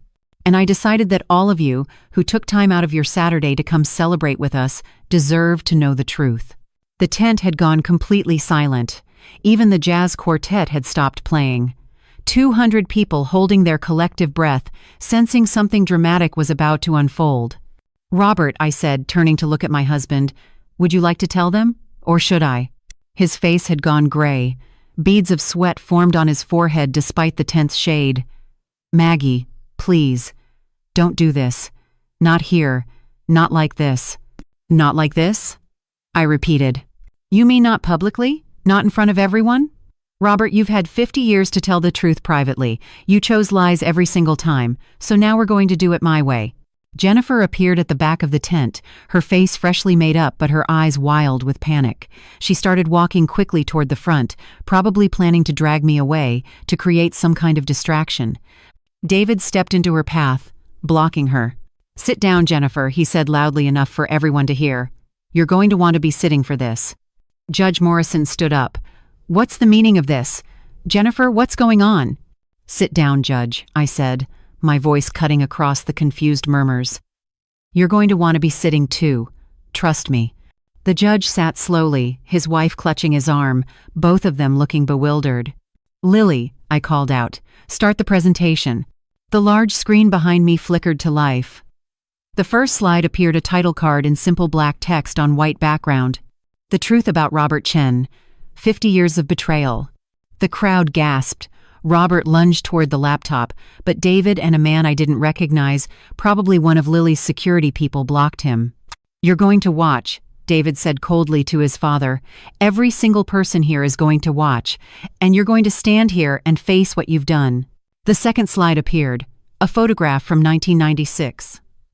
Robert and a woman I now knew was Catherine Walsh, young and pretty, standing outside Massachusetts General Hospital, his arm around her waist, both of them smiling. "This is Catherine Walsh," I said, my voice echoing through the now silent tent. Robert met her in 1993 when he was consulting at Mass General. They had an affair that lasted 2 years. In December 1996, Catherine became pregnant. The next slide, a birth certificate. Emma Catherine Walsh, born September 15, 1997, father, not listed. Catherine gave birth to Robert's daughter in September 1997, I continued. For the next 28 years until Catherine's death last November, Robert sent her $2,000 every month. That's $672,000. Money taken from our joint accounts. Money I earned as a teacher. Money I saved for our retirement. Money I thought was going to secure our future together. The slides kept changing. Bank statements showing the monthly transfers. Photographs of young Emma at various ages, always with Catherine, never with Robert. School photos, birthday parties, graduations. A whole life documented, a whole childhood that happened 30 minutes away from our home, and I'd never known she existed. Emma stood beside me now, trembling but holding her head high. "That's me," she said quietly. "I'm Emma Walsh. Robert Chen is my father. I'm 28 years old, and I've never spent a single birthday with him, never had Christmas with him, never called him Dad, except in my head. Because he was ashamed of me. Because I was his dirty secret." The crowd erupted, people shouting questions. Charlotte Morrison had her hand over her mouth, looking like she might be sick. Judge Morrison's face had turned purple with rage, though whether he was angry at Robert or at Jennifer, I couldn't tell yet. "That's not all," I said, raising my voice over the chaos. "Lily, continue the presentation." New slides, recent photographs, Robert and Jennifer entering the Liberty Hotel, the Langham, the Four Seasons. Different days, different outfits, same betrayal. Time stamps in the corners of each photo. Dates. Evidence that couldn't be denied or explained away. "For the past 6 months," I said, "Robert has been having an affair with Jennifer Morrison, my daughter-in-law, David's wife, my son's wife." I let that sink in. "They've met at hotels across Boston 47 times. They've spent $33,700 on rooms alone. Robert has bought Jennifer $67,000 worth of gifts, jewelry, designer handbags, clothing, all purchased with money from our joint accounts. My money." Jennifer screamed, "You can't do this. This is slander. This is defamation. I'll sue you." "Sue me with what money?" I asked calmly. "The money you embezzled from your architecture firm?" Oh yes, we're getting to that part. Keep watching. More slides. Jennifer's firm's accounting records, Lily had somehow obtained them, though I didn't want to know how. Highlighted entries showing fake invoices. Inflated expenses. Phantom contractors. Numbers that added up to a staggering total. Over the past 14 months, I continued relentlessly. Jennifer Morrison has stolen $382,000 from her own firm. She's created false invoices, charged personal expenses to business accounts, and pocketed money meant for legitimate contractors and materials. She used that stolen money to buy gifts for Robert, to finance their affair, to fund the life they were planning together. Judge Morrison stood up, his face ashen. Jennifer, tell me this isn't true. Tell me right now this isn't true. Jennifer opened her mouth, but no sound came out. What could she say? The evidence was right there on the screen for everyone to see. There's more, I said, my voice getting stronger. Show them the fertility clinic, Lily. New slides. Jennifer and Robert entering Boston fertility specialists. Multiple visits, dates and timestamps. Brochures for IVF treatments for women over 45. They're planning to have a baby together, I announced, while Jennifer is married to David, while Robert is married to me. They've been to the fertility clinic 3 times in the past 2 months. Planning their future family. Planning the children they'll have together after I conveniently die. The crowd was in chaos now. People standing, shouting, crying. Some were filming on their phones. Others were trying to leave. Pastor Brooks stood frozen, his face pale with shock, probably wondering how he'd so completely misjudged the couple he'd known for 30 years. Maggie, stop! Robert finally found his voice, pushing past David to grab my arm. Enough! You've made your point. Everyone knows now. Stop! I wrenched my arm away from him. I'm not finished. Everyone sit down. We're only halfway through the presentation. Halfway? Someone in the crowd called out. Oh yes, I said. We haven't even gotten to the forgery yet. Or the illegal home equity loan. Or, and this is my personal favorite, the testimony from my best friend Sarah Kim about how long she's known about Robert's affairs. Sarah, stand up. Tell everyone. Sarah, in the 3rd row, stood slowly, tears streaming down her face. 22 years, she whispered. Louder, I commanded. 22 years? Sarah sobbed. I've known about Catherine and Emma for 22 years. Robert convinced me that telling Maggie would kill her, that keeping the secret was merciful, and I believed him. I kept his secret for 22 years. The crowd turned on Sarah now, their outrage finding a new target. She'd kept the secret. She'd been complicit. She'd watched me be humiliated and said nothing. And Jennifer? I asked Sarah. How long have you known about Jennifer? Since January, Sarah admitted, her voice breaking. Since New Year's Eve. I saw them together. And Jennifer told me she was waiting for you to die so she and Robert could be together openly. The tent exploded with noise. Jennifer collapsed into a chair, her head in her hands. Robert stood frozen, trapped between the podium and the screen showing his crimes. Emma cried silently beside me. David's face was stone, his fists clenched at his sides. And I stood there, at the podium, finally telling the truth after 50 years of living a lie. Finally free. The tent had descended into absolute pandemonium. People were shouting, crying, trying to push toward the exits while others surged forward to get a better view of the carnage. Cell phones were raised everywhere, recording every moment of the Chen family's spectacular implosion. This would be all over social media within the hour. The society pages would have a field day. I didn't care anymore. There's more! I shouted over the chaos, my voice amplified by the microphone. Everyone sit down, we're not finished. Surprisingly, people obeyed. Maybe it was the steel in my voice. Maybe it was morbid curiosity. Maybe they simply couldn't look away from the train wreck unfolding before them. Judge Morrison stood, his face contorted with rage. Mrs. Chen, I don't know what kind of game you're playing, but these are serious accusations against my daughter. I'll have you know that. Sit down, Judge, I said coldly. Your daughter is a thief and an adulteress. The FBI is already investigating her firm's finances. In approximately, I checked my watch, 15 minutes, federal agents will be arriving here to place Jennifer under arrest. You might want to call your lawyer. I'm sure she'll need a very good one. Charlotte Morrison let out a wail and collapsed against her husband. The judge's face went from red to white in seconds. "You're lying," Jennifer hissed, standing up on shaky legs. "You're a bitter old woman making up lies because your husband doesn't love you anymore.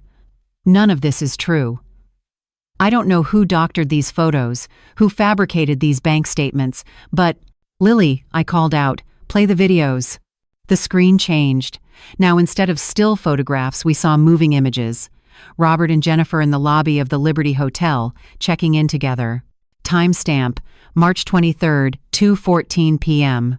Robert's hand on Jennifer's lower back, intimate and possessive. Jennifer laughing at something he said, reaching up to touch his face. "Security camera footage," I explained. "We have hours of it from multiple hotels. Want to see more?" The next clip showed them leaving a hotel room together. Jennifer's hair was mussed, her dress wrinkled. Robert's shirt was partially untucked. They stopped in the hallway to kiss a deep, passionate kiss that left no doubt about what they'd been doing. David made a strangled sound beside me. Emma put her hand on his arm, and I saw my son lean into his half-sister's touch, taking comfort from this stranger who was somehow now the most honest person in his life. "Turn it off," Robert said hoarsely. "Please, Maggie. You've made your point. Everyone knows. Just turn it off." "Why?" I asked, genuine curiosity in my voice. "Does watching it make you uncomfortable, Robert? Does it hurt to see your sins displayed for everyone? Imagine how I felt this morning when I learned that my entire marriage was a lie. That the man I loved for 50 years had been betraying me since before our son was born. Since before David was born?" Someone in the crowd repeated. "What does that mean?" "Show them, Lily," I said. "Show them when Robert's affair with Catherine Walsh actually started." New documents appeared on screen. Emails that Lily had somehow recovered, I didn't want to know how. Messages between Robert and Catherine dating back to 1993. "Robert met Catherine in 1993, I said, my voice eerily calm now. "David was 16 years old. I was teaching full-time, managing our household, being the perfect wife. And Robert was falling in love with someone else. The affair lasted 5 years, everyone. 5 years of lies, 5 years of hotel rooms and secret meetings. And when Catherine got pregnant, instead of ending the affair, Robert set up a system to support his secret family while keeping me completely in the dark." I turned to look at Robert directly. "You know what hurts the most? Not the affair itself, not even Emma, though learning about her this morning nearly killed me. What hurts most is the calculation, the premeditation. You didn't make a mistake, Robert. You built an entire double life. You forged my signature on financial documents. You stole from our joint accounts. You manipulated my best friend into keeping your secrets. You spent 28 years lying to me every single day." "I never stopped loving you," Robert said desperately, reaching for me. "Maggie, please, you have to believe that. She was a mistake, a moment of weakness. And Jennifer," he shot a venomous look at his son's wife, "she pursued me. She came after me. I tried to resist, but she—" "Don't you dare!" Jennifer shrieked, lunging toward Robert. David caught her, holding her back. "Don't you dare blame this on me. You told me you loved me. You said Maggie was cold and distant. You said your marriage had been dead for years. You promised me we'd be together once she was gone." "Once she was gone," I repeated. "Such interesting phrasing, Jennifer. Did you mean once I was dead, or were you planning to help that along?" Jennifer's face went white. I would never. "Show them the life insurance, Lily." New documents on the screen. My life insurance policy, $1 million, naming Robert as beneficiary. Nothing unusual about that, but then the next slide showed a document I'd never seen before. 3 months ago, I said, reading from the screen, Robert tried to increase my life insurance to $5 million. He claimed I wanted better coverage. The insurance company required a medical exam, which I supposedly refused. Robert became quite insistent, calling them multiple times, arguing with underwriters. They eventually declined the increase because they couldn't verify that I had actually requested it. I turned to stare at my husband. "I never knew anything about this, Robert. Did you think I wouldn't notice when I died that you'd quintupled my life insurance? Or maybe you were hoping I'd die before anyone asked questions?" "That's insane," Robert shouted. "I would never, Maggie. You have a heart condition. I was worried about you. I just wanted to make sure David and I would be taken care of if something happened to you." "David and I?" Emma said quietly, speaking up for the first time since her initial introduction. Not David and I and Emma? Your actual children? Just David and you? Robert flinched like he'd been slapped. You know what's interesting? Emma continued, her voice growing stronger. My mother died of ovarian cancer last November. She suffered for 8 months. 8 months of chemo and radiation and pain. And do you know how many times my father visited her in the hospital? 0. He sent money. Always the money. But he never came. My mother died calling out for him, and he wasn't there, because he was too busy planning his future with Jennifer. She walked toward Robert, this young woman who'd grown up without a father, and I saw righteous fury in her eyes. You sent $50,000 after Mom died, 50,000 pieces of silver to assuage your guilt, and you know what I did with it? I used it to hire a lawyer, to get ready for this moment. Because Mom made me promise something before she died. She made me promise that if you ever tried to replace her with another woman, if you ever tried to build a new family while pretending I didn't exist, I would make sure the world knew the truth about you. Robert's legs seemed to give out. He sank into a chair, his head in his hands. Catherine made you promise that? She loved you until the day she died, Emma said bitterly. She defended you to me even when I asked why you never came, why you never called, why I wasn't allowed to tell anyone you were my father. She said you were a good man in an impossible situation. But she was wrong, wasn't she? You're not a good man. You're a coward who hides behind money instead of facing your responsibilities. A sound at the back of the tent made everyone turn. 2 men in dark suits were walking down the center aisle, their badges clearly visible.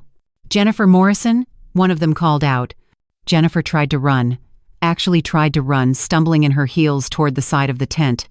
But there was nowhere to go. Security guards Lily's people blocked every exit. Within seconds, the federal agents had reached her. Jennifer Morrison, you're under arrest for wire fraud, embezzlement, and conspiracy to commit financial crimes. You have the right to remain silent. The crowd watched in stunned silence as Jennifer was handcuffed. Charlotte Morrison was sobbing uncontrollably now. Judge Morrison sat frozen, watching his daughter being arrested at what was supposed to be a celebration of marital commitment. The irony wasn't lost on anyone.